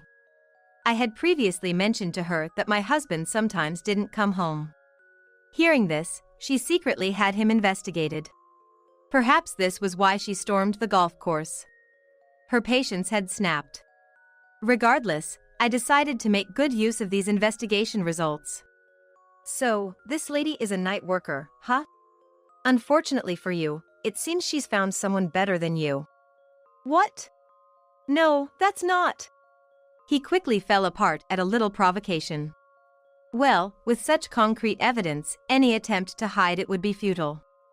After you were thrown out here, you rolled into her place, right? She has another place to live besides this house, you know. What? It seems a generous gentleman has rented a condo for her. After being kicked out of the house, my husband contacted her, and she let him stay in her place for a while. However, the lifestyle of a woman who works at night and a 9-to-5 worker are two different. It's natural to live like ships passing in the night, but my husband hadn't realized she was hardly ever home. After all, they usually met at her workplace, and he could only go back to the place with her when he managed to book her for the after hours. It's no wonder he hadn't noticed. It turns out this apartment was meant for her work, just being used to entertain special clients like my husband. Unaware of such details, my husband was overjoyed that she had accepted him and secured a temporary residence, but unfortunately, the beautiful night butterfly was far more cunning. And there he was, trying to win me back while living off his affair partner. I can't begin to understand what was going through his mind to act this way. You must have thought I knew nothing to dare suggest we start over. No, I mean, really, from now on, I'll do it properly. I told you there's no from now on. I'm tired of hearing it. Chloe. Let's settle the future through lawyers. The divorce papers will be collected by the lawyer, so have them ready, I said, standing up. I'm not interested in his endless excuses. I'm not at my leisure. My son and I won't live here anymore. Please enjoy your solitude. I left the house keys on top of the divorce papers and walked away. He didn't say anything more. My son and I had already rented a new place close enough to not change his school district. It's also not far from my mother-in-law's house, so our relationship with her remains unchanged. My son and I are living more freely than ever. I wish we had done this sooner. Afterward, I made sure to demand child support, finalizing the divorce. Because of that, he was scorned by her, and it seems he got banned from the club where she worked. My husband was devastated to learn his infidelity was discovered, was toyed with by his mistress, and then dumped. The divorce discussions with the lawyer dealt him a significant blow. At work, he was rumored to be a terrible parent for choosing golf over his son's entrance ceremony, leading to cold treatment from his colleagues. Whether because of the rumor or his actual performance, he was demoted and sidelined to a more insignificant position. His income plummeted, but due to child support payments, he's maintaining his income through double jobs. He occasionally calls my mother-in-law asking for financial help, but she curtly refuses. My son and I, busy yet cooperating, are living a happy life. My son has joined the soccer club in middle school and is rapidly improving. There's an upcoming tournament, and he's been selected as the member. My mother-in-law and I plan to cheer for him. Our relationship with my mother-in-law remains as strong as ever. Although my son now relies less on her due to his busy club activities, we make time to visit her regularly on days off. To me, my mother-in-law is still a pillar of support. I hope to keep this close relationship with her forever. I'm at my happiest now. I can say that with confidence. My name is Isabella Taylor, I'm 30 years old. I've been married to Eric for 3 years. And now, I've put an end to our 3 years of marriage. I left a box packed with important things as a final gift. What's this box? I'm gonna toss any forgotten stuff.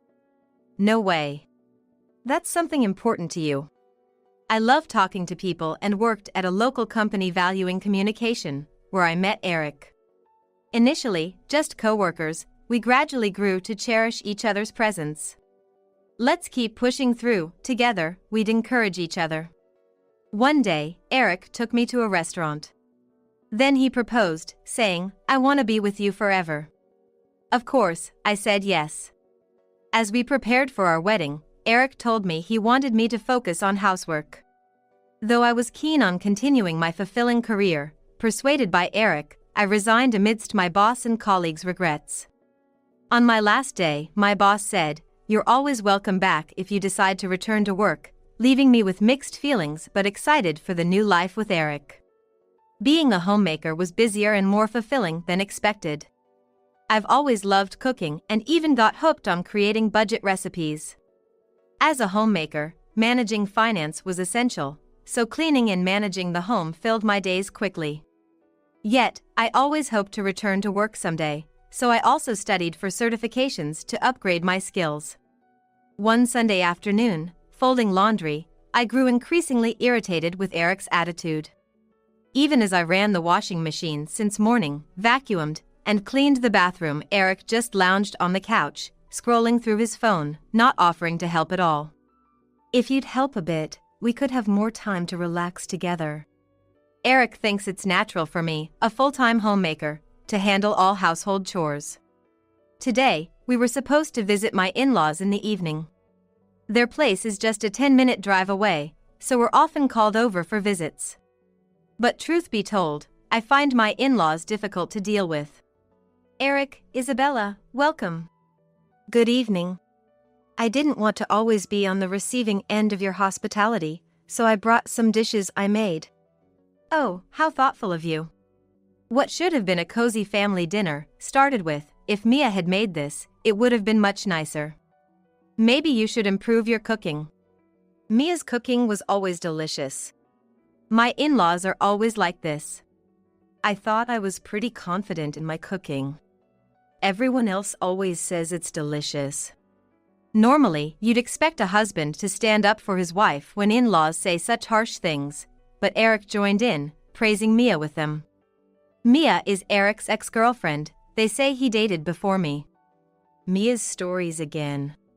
Every time we visit my in-laws, the conversation always centers around Eric's ex-girlfriend, with both my in-laws and Eric joining in.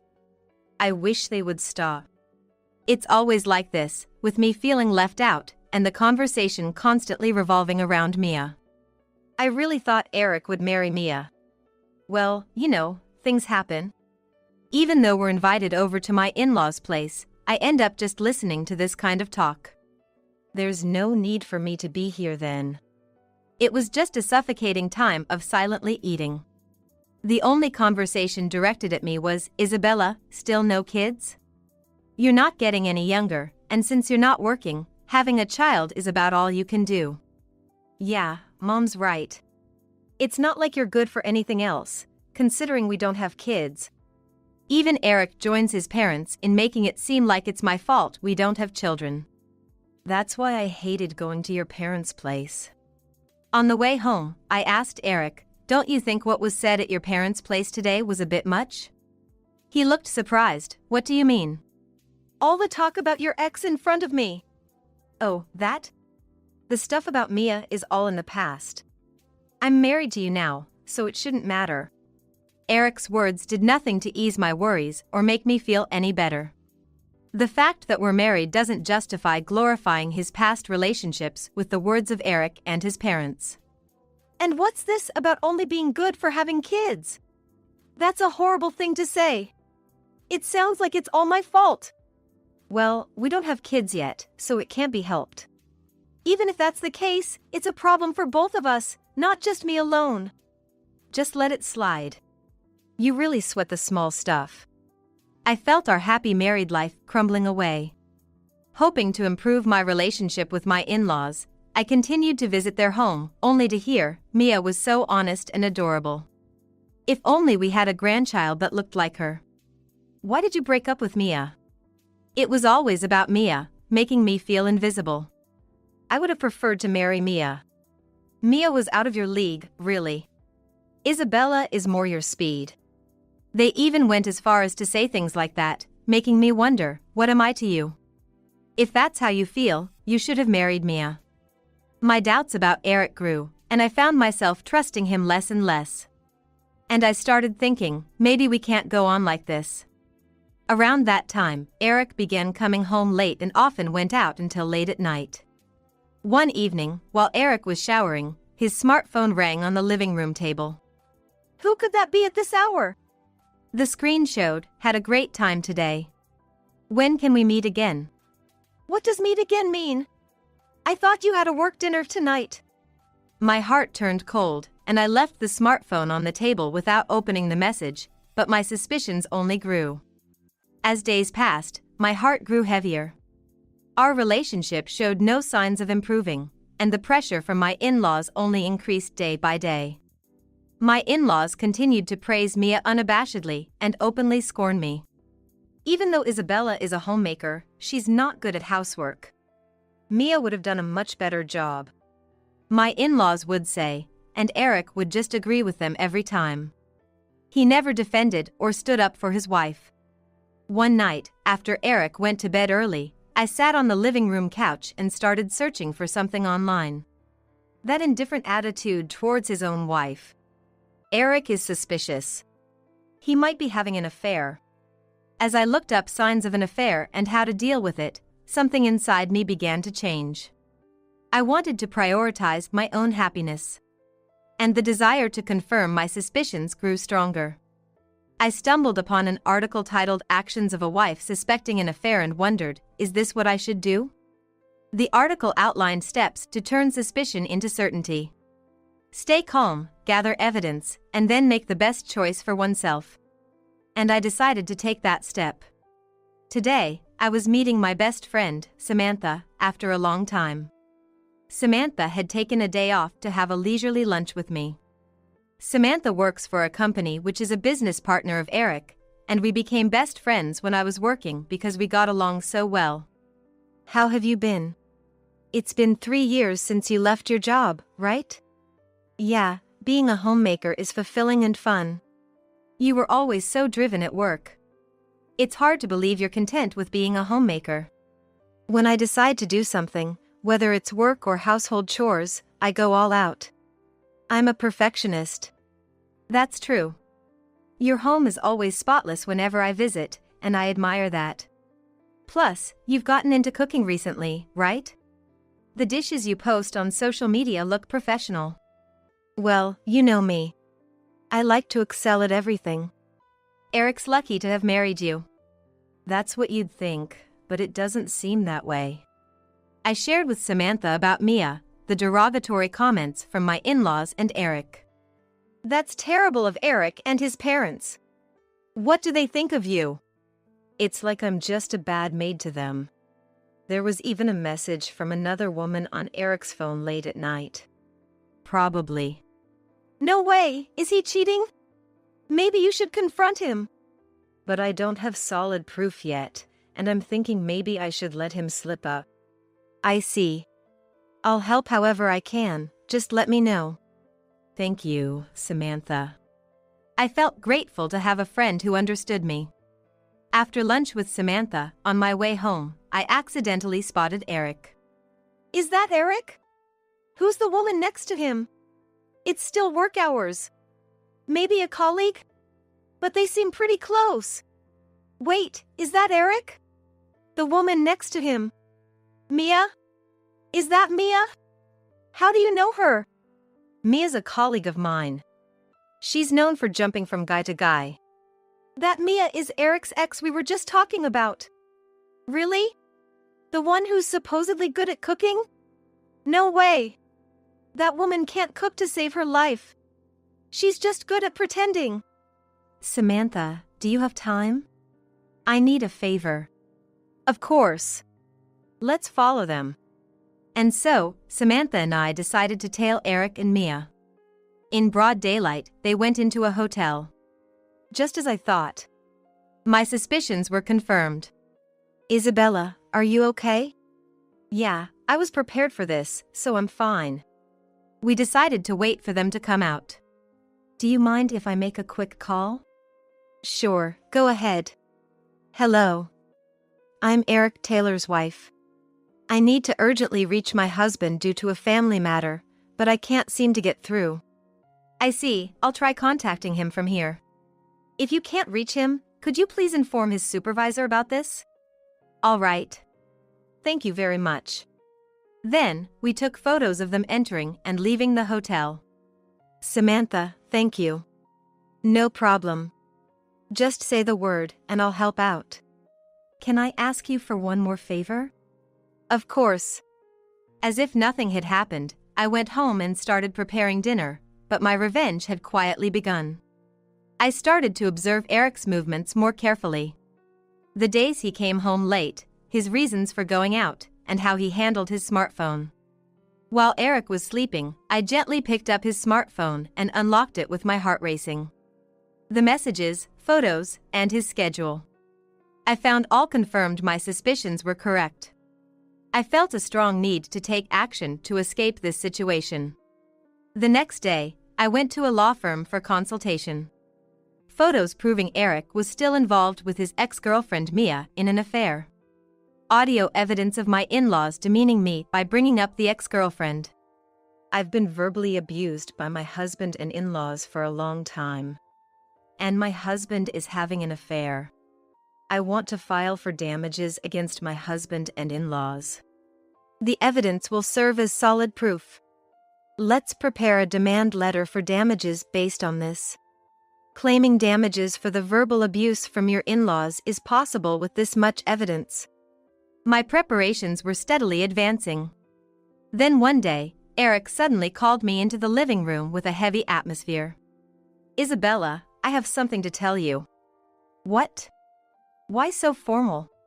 My mistress Mia is pregnant. That's why I want a divorce. At that moment, my heart turned ice cold, yet it felt like I was being confronted with a reality I had been prepared for. What? Eric continued talking without meeting my eyes. Both your dad and mom know.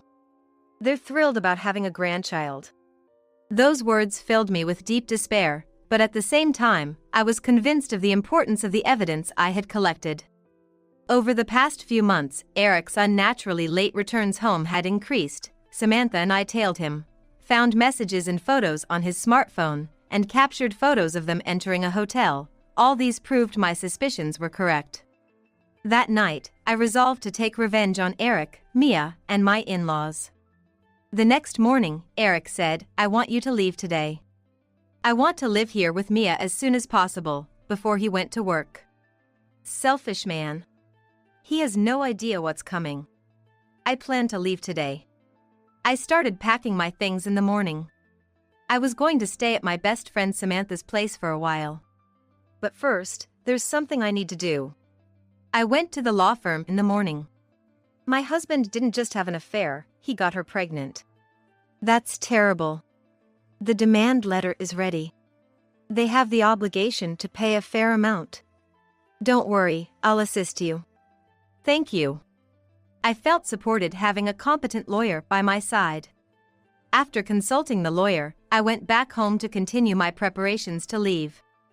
Alone in the living room, I quietly started packing the evidence into a box to show them. Then, I placed the box in a conspicuous spot in the room. Before leaving the house, I wrote a letter to my in-laws.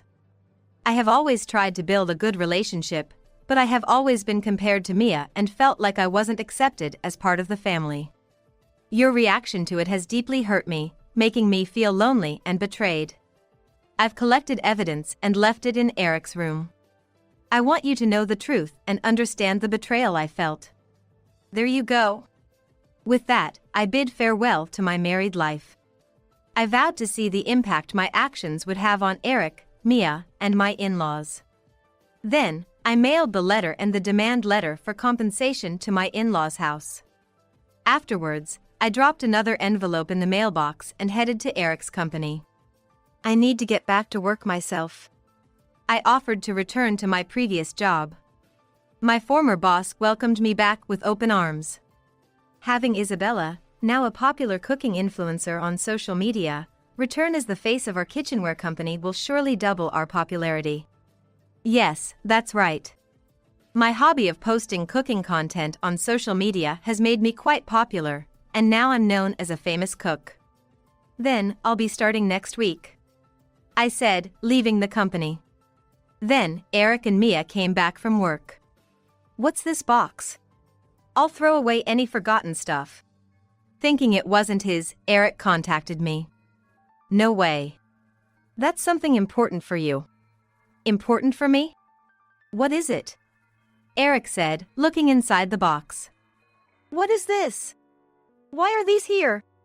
The box was filled with photos of the affair, them entering the hotel, leaving the hotel, going to the doctor together, shopping for baby supplies with my in-laws, and many more undeniable proofs of the affair and abuse. At the very bottom of the box was a demand letter for compensation and divorce papers, along with a sticky note that read, "Please fill out the divorce papers and arrange for the payment of compensation." Also included was an envelope with instructions. Please open this envelope with Mia. What's this envelope about? What does it mean, open with me? The two of them opened the envelope. This was actually something I had asked Samantha to do. Since Mia was known to switch partners frequently, I had her investigate Mia's other relationships. I suspected that the baby might not be Eric's, so I also had Samantha look into who the father could be. Since Samantha was Mia's colleague, she could easily gather information on Mia's other relationships and quickly obtained photos of Mia with other men. It turned out Mia was dating two other men besides Eric. One was a guy named Lucas, and another was David, who, like Eric, was already married. On the days Eric wasn't around, either David or Lucas would visit Mia's place. Apparently, Lucas was the main man, and the baby was likely his. However, Lucas didn't want the child, so the plan was to have Eric divorce and marry Mia to raise the child together, and David, another affair partner, was expected to pay child support. What a woman! Hearing about such a homewrecker is astonishing. Upon seeing the evidence photos, Eric exclaimed, "Mia, what's the meaning of this?" Well, these people are just friends. Friends walk arm in arm into a hotel? It's not like that. What do you mean not like that? You had other men? There's no one else. It's not like that. Naturally, Eric and Mia faced a huge confrontation afterward. And I had one more thing to do. On the day I confirmed Eric and Mia entering a hotel, I had called his company claiming an urgent need to contact Eric. Despite multiple attempts, his colleagues couldn't reach him on his phone. Of course, he was busy enjoying his time off. Unable to reach Eric, his colleague naturally reported it to their supervisor. Though Eric managed to smooth things over somewhat, his supervisor and colleagues harbored doubts. Then, an anonymous letter arrived at the HR department. It was the letter I had mailed earlier. The letter reported an employee engaging in an affair during work hours, accompanied by photos of them entering and exiting a hotel, timestamped with a smartphone clock. The photos made it immediately clear that the employee was Eric, and the woman was Mia from a partner company. The photos' date and time matched the day I called Eric's company and the day his colleagues couldn't reach him, leading inevitably to Eric being summoned by his supervisor. What were you doing during work hours? This is a misunderstanding. What misunderstanding? This evidence is clear to anyone who sees it. Who took these photos? Could it be Isabella? It doesn't matter who. We will announce your disciplinary action later. Yes. Similarly, Mia's company was contacted by Eric's company, and the affair during work hours was revealed. Why such photos? Despite her attempts at excuses, the irrefutable evidence meant she couldn't escape responsibility.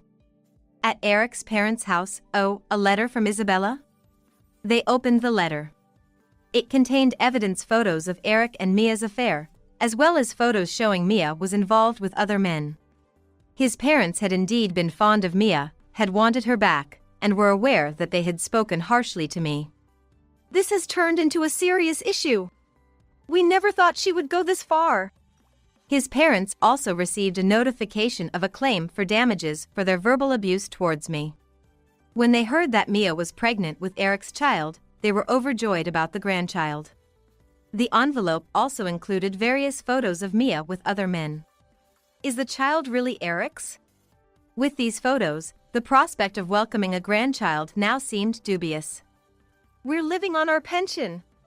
We don't have money to pay for damages. But we can't escape this claim for compensation. It was then that they realized the magnitude of their actions. Later, I received a call from Eric. Isabella, what have you done? His voice was filled with panic. Everything is the result of yours and Mia's actions, isn't it? I'm the wife you cheated on. Well, soon-to-be ex-wife. You're not working. You won't be able to survive after the divorce, right? Even now, Eric was trying to belittle me. You don't have to worry about me. I have job prospects. I've been welcomed back to the company. The same company as you. What do you mean? There's no way you can work now. After not working for 3 years, you can't just go back to your old job. That's ridiculous. Well, my boss and colleagues are all welcoming me back. What can someone like you do? You didn't know, did you? I have 100,000 followers on SNS and am known as a cooking influencer. What's that? You, a cooking influencer? Yes, I plan to contribute a lot to the company. You should worry about yourself rather than others. What are you talking about? We're going to be in the same workplace again. We'll see. Later, as expected, I heard that both Eric and Mia were fired from their jobs. Damn it! How did it come to this? No matter what he said now, it was too late to change anything. Through this incident with Mia, David, another man she was involved with, also had his affair discovered by his wife. Mia insisted the child was Eric's, but Eric, unable to trust her, conducted a paternity test after the child was born. The result confirmed that the child was not his. David also had a paternity test, which confirmed the child was not his either. So it turned out the child was indeed Lucas's. Mia ended up being abandoned by both Eric and David and went to Lucas, claiming the child was his. But soon after, Lucas disappeared. Lucas! Why? Where did you go? Mia was left to deal with the alimony for 2 wives on top of raising the child. Having confirmed the alimony payments, Eric and Mia found themselves in debt to manage the huge amount, far from their once comfortable lifestyle. After losing her job, Mia reluctantly took up night work to repay her debts. The young child, inevitably, wasn't properly taken care of by Mia and ended up being raised by Mia's parents. Eric, too, found himself juggling multiple part-time jobs, cutting back on sleep to make ends meet. His parents deeply regretted their actions, realizing they had spoiled their son and his wife's life by favoring Mia and being cold to me. Moreover, their relationship breakdown resulted in them losing the chance to see their grandchild, and the family bond was lost. Gradually, Eric started blaming everything on his parents. He severed ties with them and shockingly proposed to me for reconciliation. Isabella, can't we start over? I've cut ties with my parents, so you don't have to worry. I'll protect you from now on. So, alimony, can we forget about it? Hearing Eric speak with such delusion, I felt dizzy. What is he talking about? Eric, still blaming his parents for everything and absolving himself of any guilt. Hopeless. Why would I ever reconcile with you? Take responsibility for your actions and pay the alimony. And don't contact me ever again. Eric, Mia, and his parents faced the hard truth that they couldn't turn back time to the happy days of their family. And my new days began with the revival of my dream career in life. Returning to work after days as a homemaker, I rediscovered the satisfaction of my job. My social media account kept gaining new followers, with my recipes and culinary photos earning widespread praise. As the face of a kitchenware brand, every time I posted a review on social media, the products sold out instantly. Connecting with so many people through cooking, work is truly enjoyable. While trying new recipes in the kitchen, I thought about this. At work, I succeeded in various projects through collaboration with colleagues, regaining my former confidence and vitality. My days are filled with professional work by day and passion for my social media activities by night. In these fulfilling days, I truly felt that this is where I belong, finding both work and cooking enjoyable. On weekends, I enjoyed single life with my best friend Samantha. We tried new restaurants and planned trips together. Samantha, thank you. It's because of you that I can walk towards such a positive future. Expressing my gratitude, Samantha replied with a smile, I'm also happy because you're with me, Isabella. Let's continue to enjoy many fun things together. Overcoming past hardships and carving out a new life with my own strength brought me deep satisfaction. And I realize that this moment is the most brilliant in my life. My name is Mirabelle Kirk, I'm 46 years old. Back when I was married, I went by the name Mirabelle Ivan, but now I'm divorced. I was Mirabelle Ivan 18 years ago, when I was 28. My then husband, Harry Ivan, was 30, and our daughter, Lisa Ivan, was just 5 years old. But during my marriage, I couldn't proudly say I was happy. Lisa was diagnosed with cancer, which caused a rift in our marriage. Why does my daughter have to have cancer? It's a disgrace that such a weak person comes from my family. It's your fault for not watching her diet more closely, leading to this. And to think she's gotten a terminal diagnosis, how poorly must you have raised her? There's no worse mother than you anywhere in the world. No matter how much I earn, it all goes to medical bills. While I don't even have time to enjoy myself, you're probably napping at home. My mom was right. We got a defective daughter-in-law and grandchild, and now we're isolated by the neighbors. It's all your fault. Don't think crying will help, I'm not falling for those cheap tricks. Harry would rant and leave the house. Whether he was going to work or to his mistress's place. I knew. Once Lisa was diagnosed with cancer, Harry quickly found another woman. I work for Lisa too. What do you mean by weak person? Cancer can happen to anyone, you fool. Not only do you lack medical knowledge, but you also lack common sense. Just because you're a bit successful, you always have to make those snide remarks. It's so annoying, what a jerk. Murmuring this, I got ready and headed to the office. That night, I was exhausted from work, but Harry didn't even prepare dinner. He was lounging on the sofa, laughing at the TV. Hey, where have you been? Where's my dinner? Why didn't you prepare it? You've made me tired. Hurry up, you worthless wife. When I silently started to prepare dinner, Harry unusually came over to me. We're getting a divorce. Actually, my beloved Mia is pregnant with my child, a healthy boy, at that. So, this is the end for us. Be thankful for the times we had, and sign this divorce paper. I wasn't even sad, I felt like the inevitable had finally arrived. After I calmly signed the divorce papers, Harry quickly packed his things and left the house. And so, 18 years ago, I was kicked out of the Ivan family and returned to my parents' house, the Kirks. And now, by chance, I ran into Harry again at a large shopping center. It had been 18 years, so when I saw Harry with a baby, I couldn't believe it. But Harry remembered me too and approached me with a smirk. Hey, is the kid still alive? Look, this is my grandchild. I'm blessed with children and money, happy as can be. I also have a company celebrating its 18th year on the stock market, worth $300 million, and a family with my daughter to introduce. What?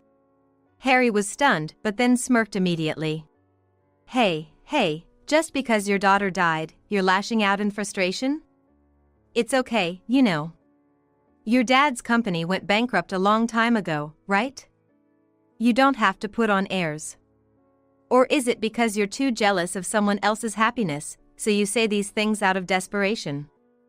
I didn't think you were such a low woman. It's fine, you know? I could lend you some money if you need.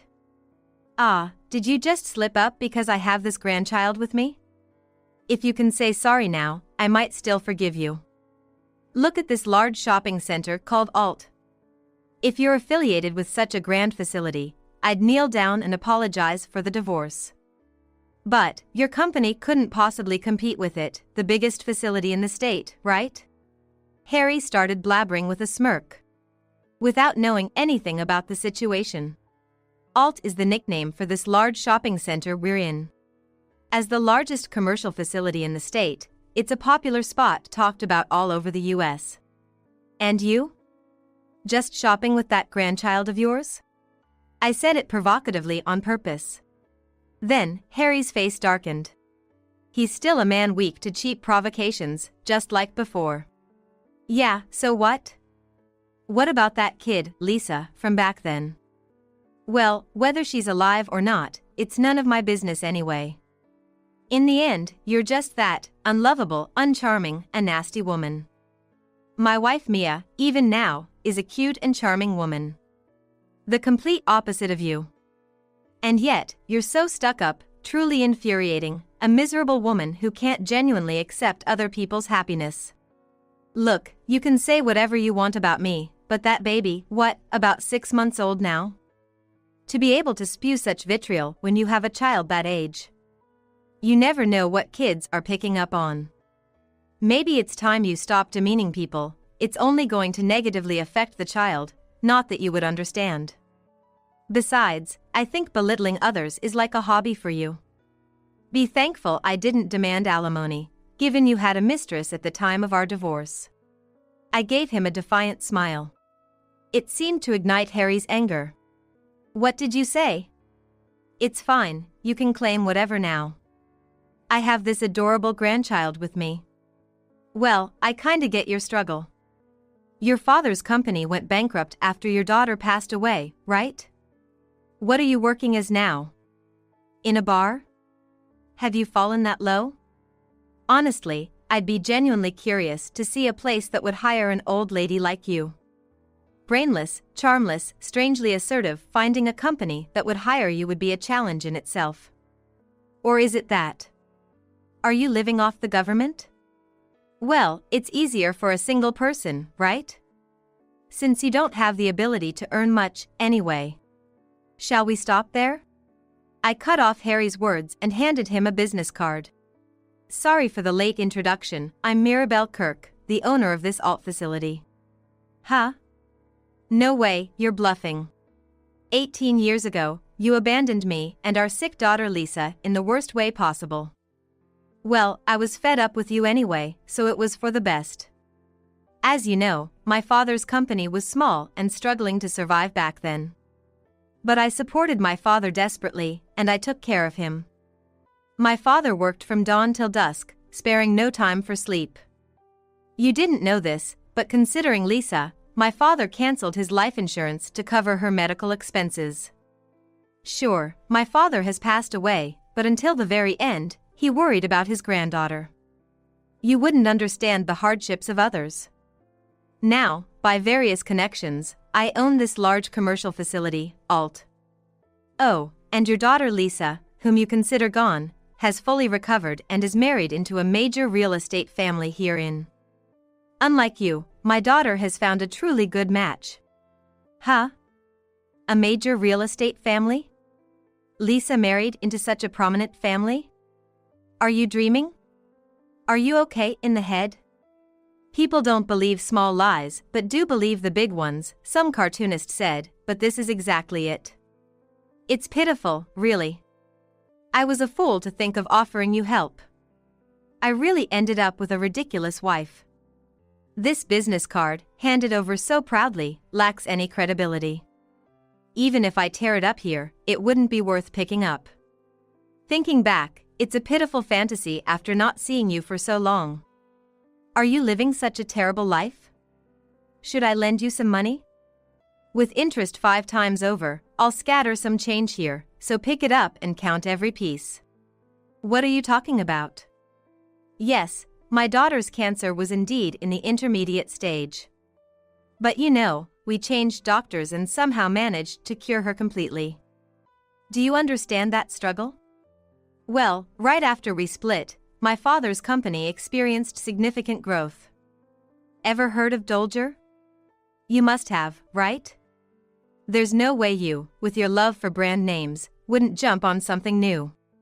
Dolger. You mean that globally renowned brand? Are you for real? Dolger did indeed appear out of nowhere 18 years ago, but you're related to Dolger and Alt? Do you really think I'd believe such a story, you scammer? Dolger is a brand my father and I worked hard on, risking our company's future. I'm the CEO there now. My father has retired. It started as a small company, with only one physical store in a local area, but thanks to someone's help, we managed it barely. You know this story, don't you? Yeah, I know. The Dolger brand got its big break when a world-famous soprano singer noticed it and posted it as her favorite on social media, right? That kicked off its massive success. Now it's super popular among students. That's right. I showed a triumphant smile intentionally. Thanks to that world-famous soprano singer, our company grew enormously. Whatever we sell goes out of stock immediately. No matter how much we produce, it's never enough. Waiting half a year for product reservations has become the norm. Not just the Dolger brand, but other brands we've acquired have become famous because we can't stop buying them up. That caught the ear of a major real estate family here in Times Square, and I was invited to own this large commercial facility, Alt. But I guess that's irrelevant to a winner like you, huh? After all, you abandoned your wife and daughter to run off with your mistress. And here at Alt. It's a lie. Alt is such a huge commercial facility, there's nothing you can't find there. It has daily necessities, food, furniture, electronics, a movie theater, indoor playgrounds, a library, a food court, and spots perfect for SNS. There's no way someone like you could manage that.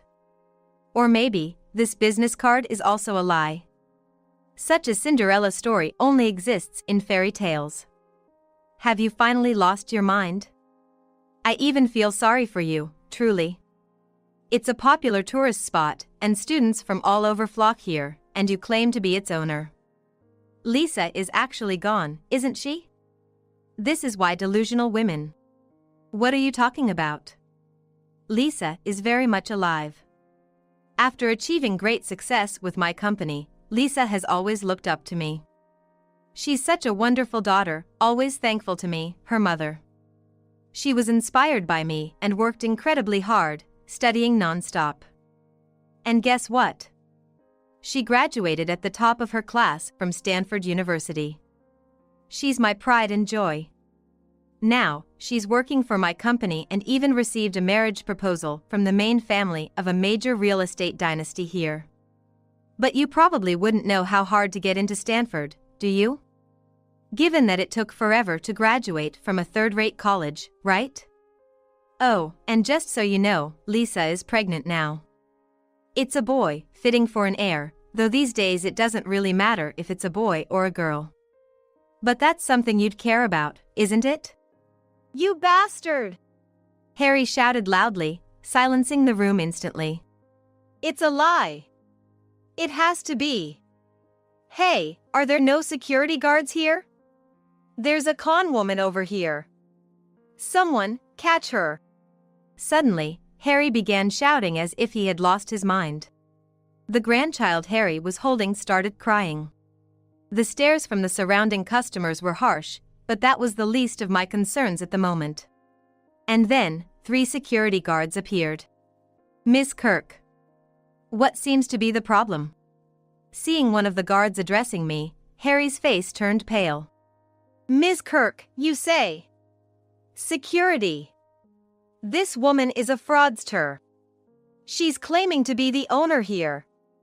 If you're going to listen to anyone, it should be me. I'm sorry, could you please take this man to the back reception room? It seems he gets too excited and causes a commotion here. Come on, take him away, and I'll come too. Understood. Come on, let's go. Wait! Harry was taken away by security. This commotion is bound to reach my daughter's in-laws eventually. I have no intention of hiding it, so I called my daughter's father-in-law. He's a strict man who hates lies.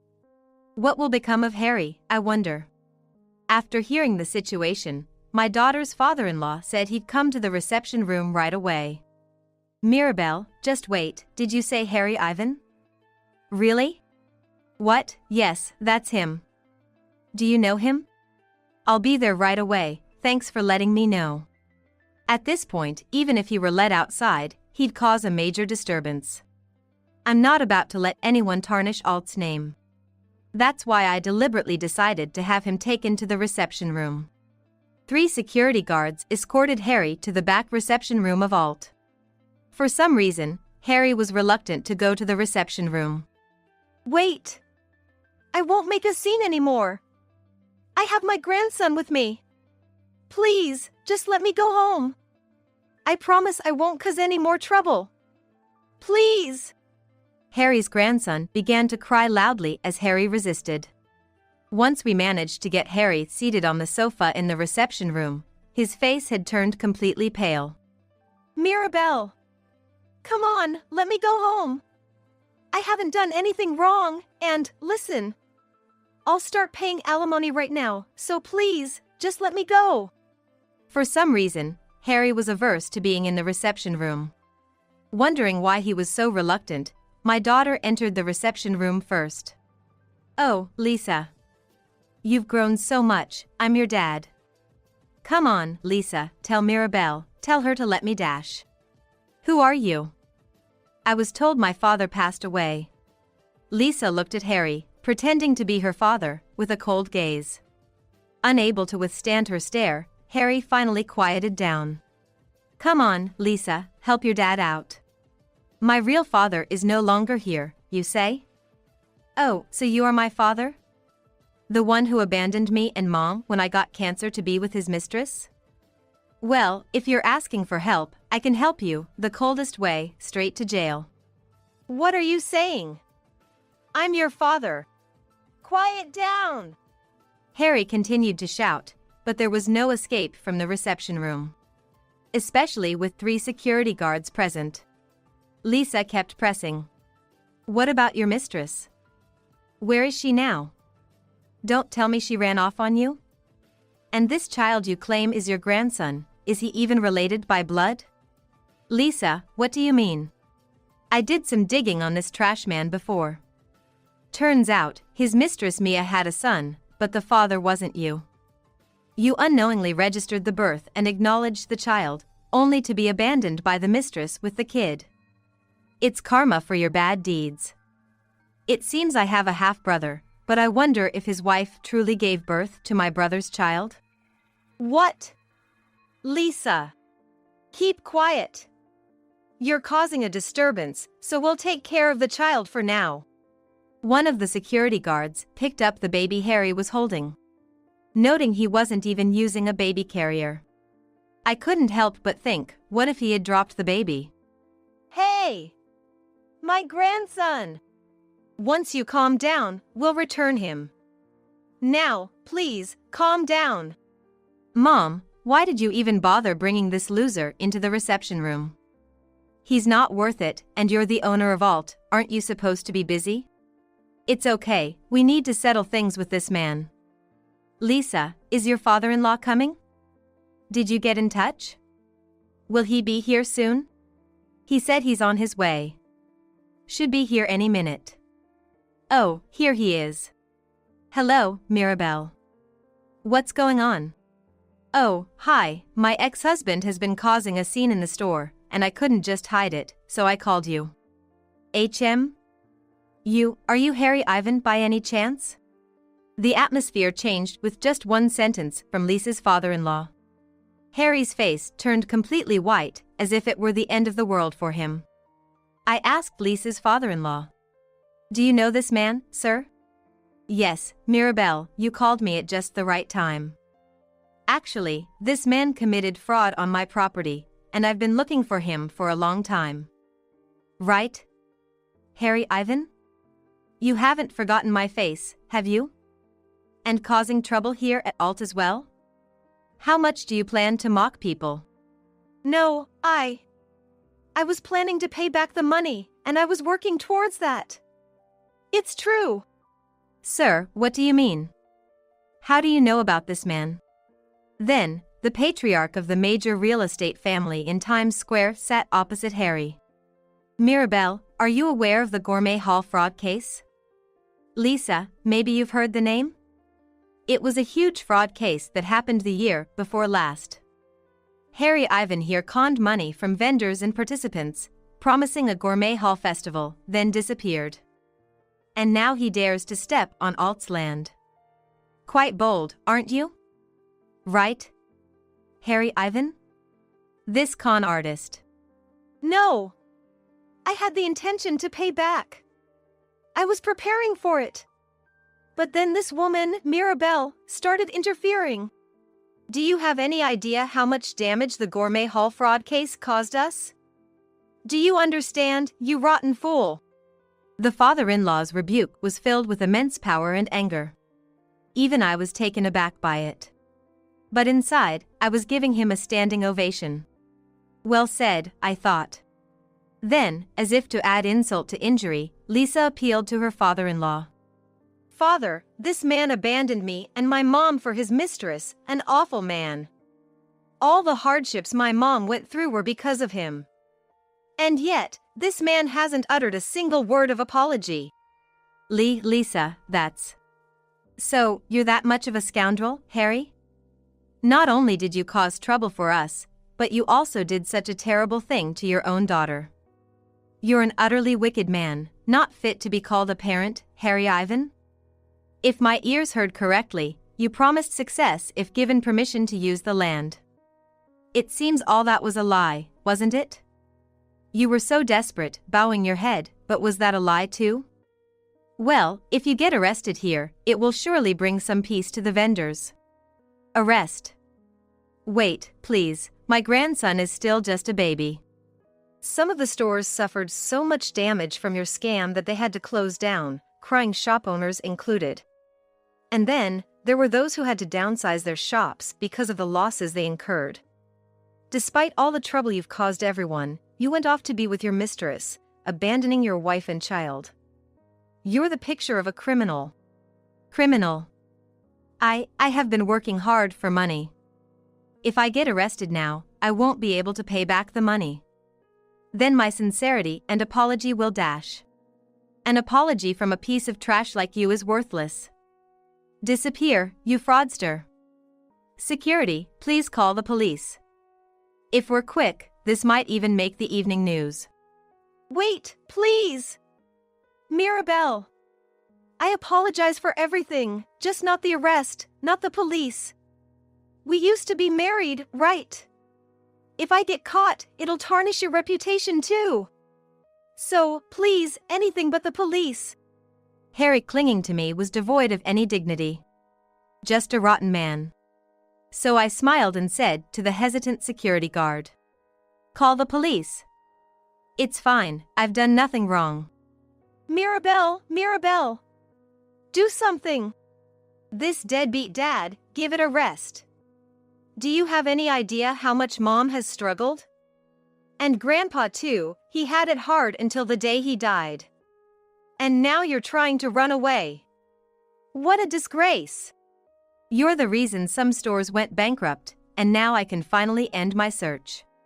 That's right. After that, Harry tried to interfere with the security guard's call for help, forcing the guard to step into the hallway. Harry began to cry loudly. Lisa and her father-in-law scolded Harry relentlessly until the police arrived. Harry could only cry without offering a single apology. It only fueled Lisa and her father-in-law's anger. Stop crying!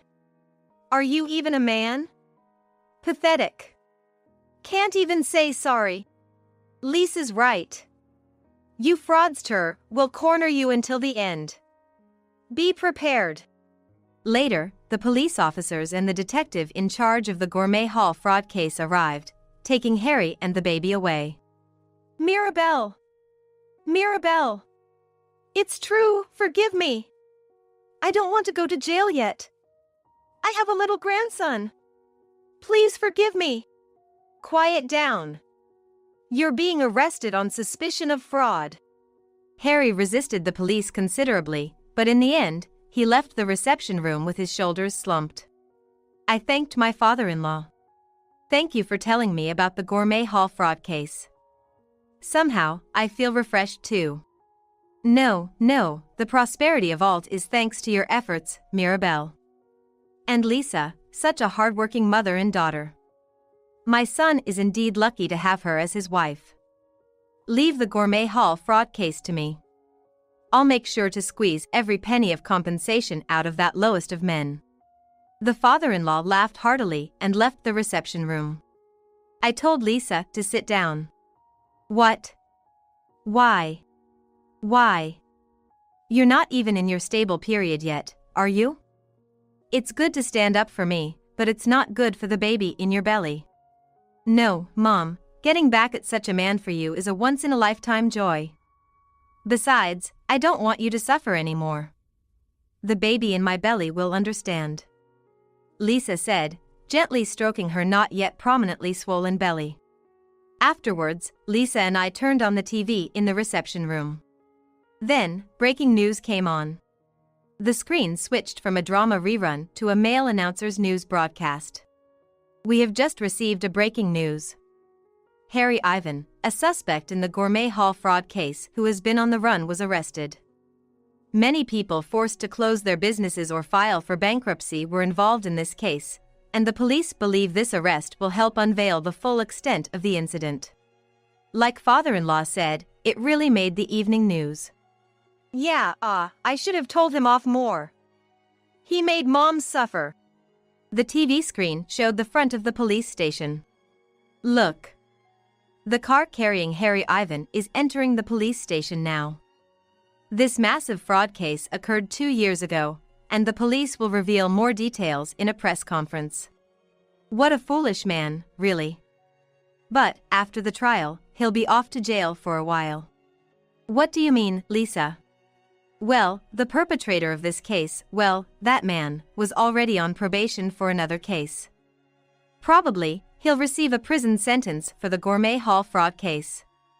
Well, it's none of our concern anymore. Mom, let's get back to work. I'll head home and lie down. Is your stomach tight? Are you okay?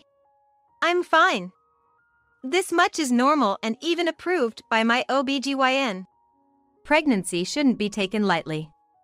If anything happens, call me or your husband. Okay, Mom. Afterward, Harry was convicted. As Lisa mentioned, he was already on probation, and he couldn't escape prison time. The TV was abuzz with the massive fraud case from 2 years ago, featuring interviews with victims driven to close their shops by Harry's scam. The victims uniformly expressed relief at the perpetrator's arrest, with tears in their eyes. Some had indeed filed for bankruptcy. No newspaper or magazine reporters came to me. Surely, my daughter's father-in-law had worked his magic behind the scenes. Then came my granddaughter's birth, making me a grandmother. The baby boy, born healthy. Both mother and child were healthy upon discharge from the hospital, and the father-in-law was utterly smitten. My son-in-law raised his hands in joy, exclaiming, "That's my boy." While continuing to work hard, I supported my daughter through her parenting struggles and occasionally took care of my grandson as a grandmother. I was at the peak of happiness. Then, an unknown number called me. Hello? Who is this? What have you done? Yes. I listened closely to my cell phone. My ex-husband was found guilty because of you. The media comes to my place every day. With that sentence, I realized who it was. Harry's divorced mistress, Mia. What are you going to do about this? I can't even walk outside now. Oh, and who was it that pushed another man's child onto Harry? What do you call that, I wonder? How did you know that?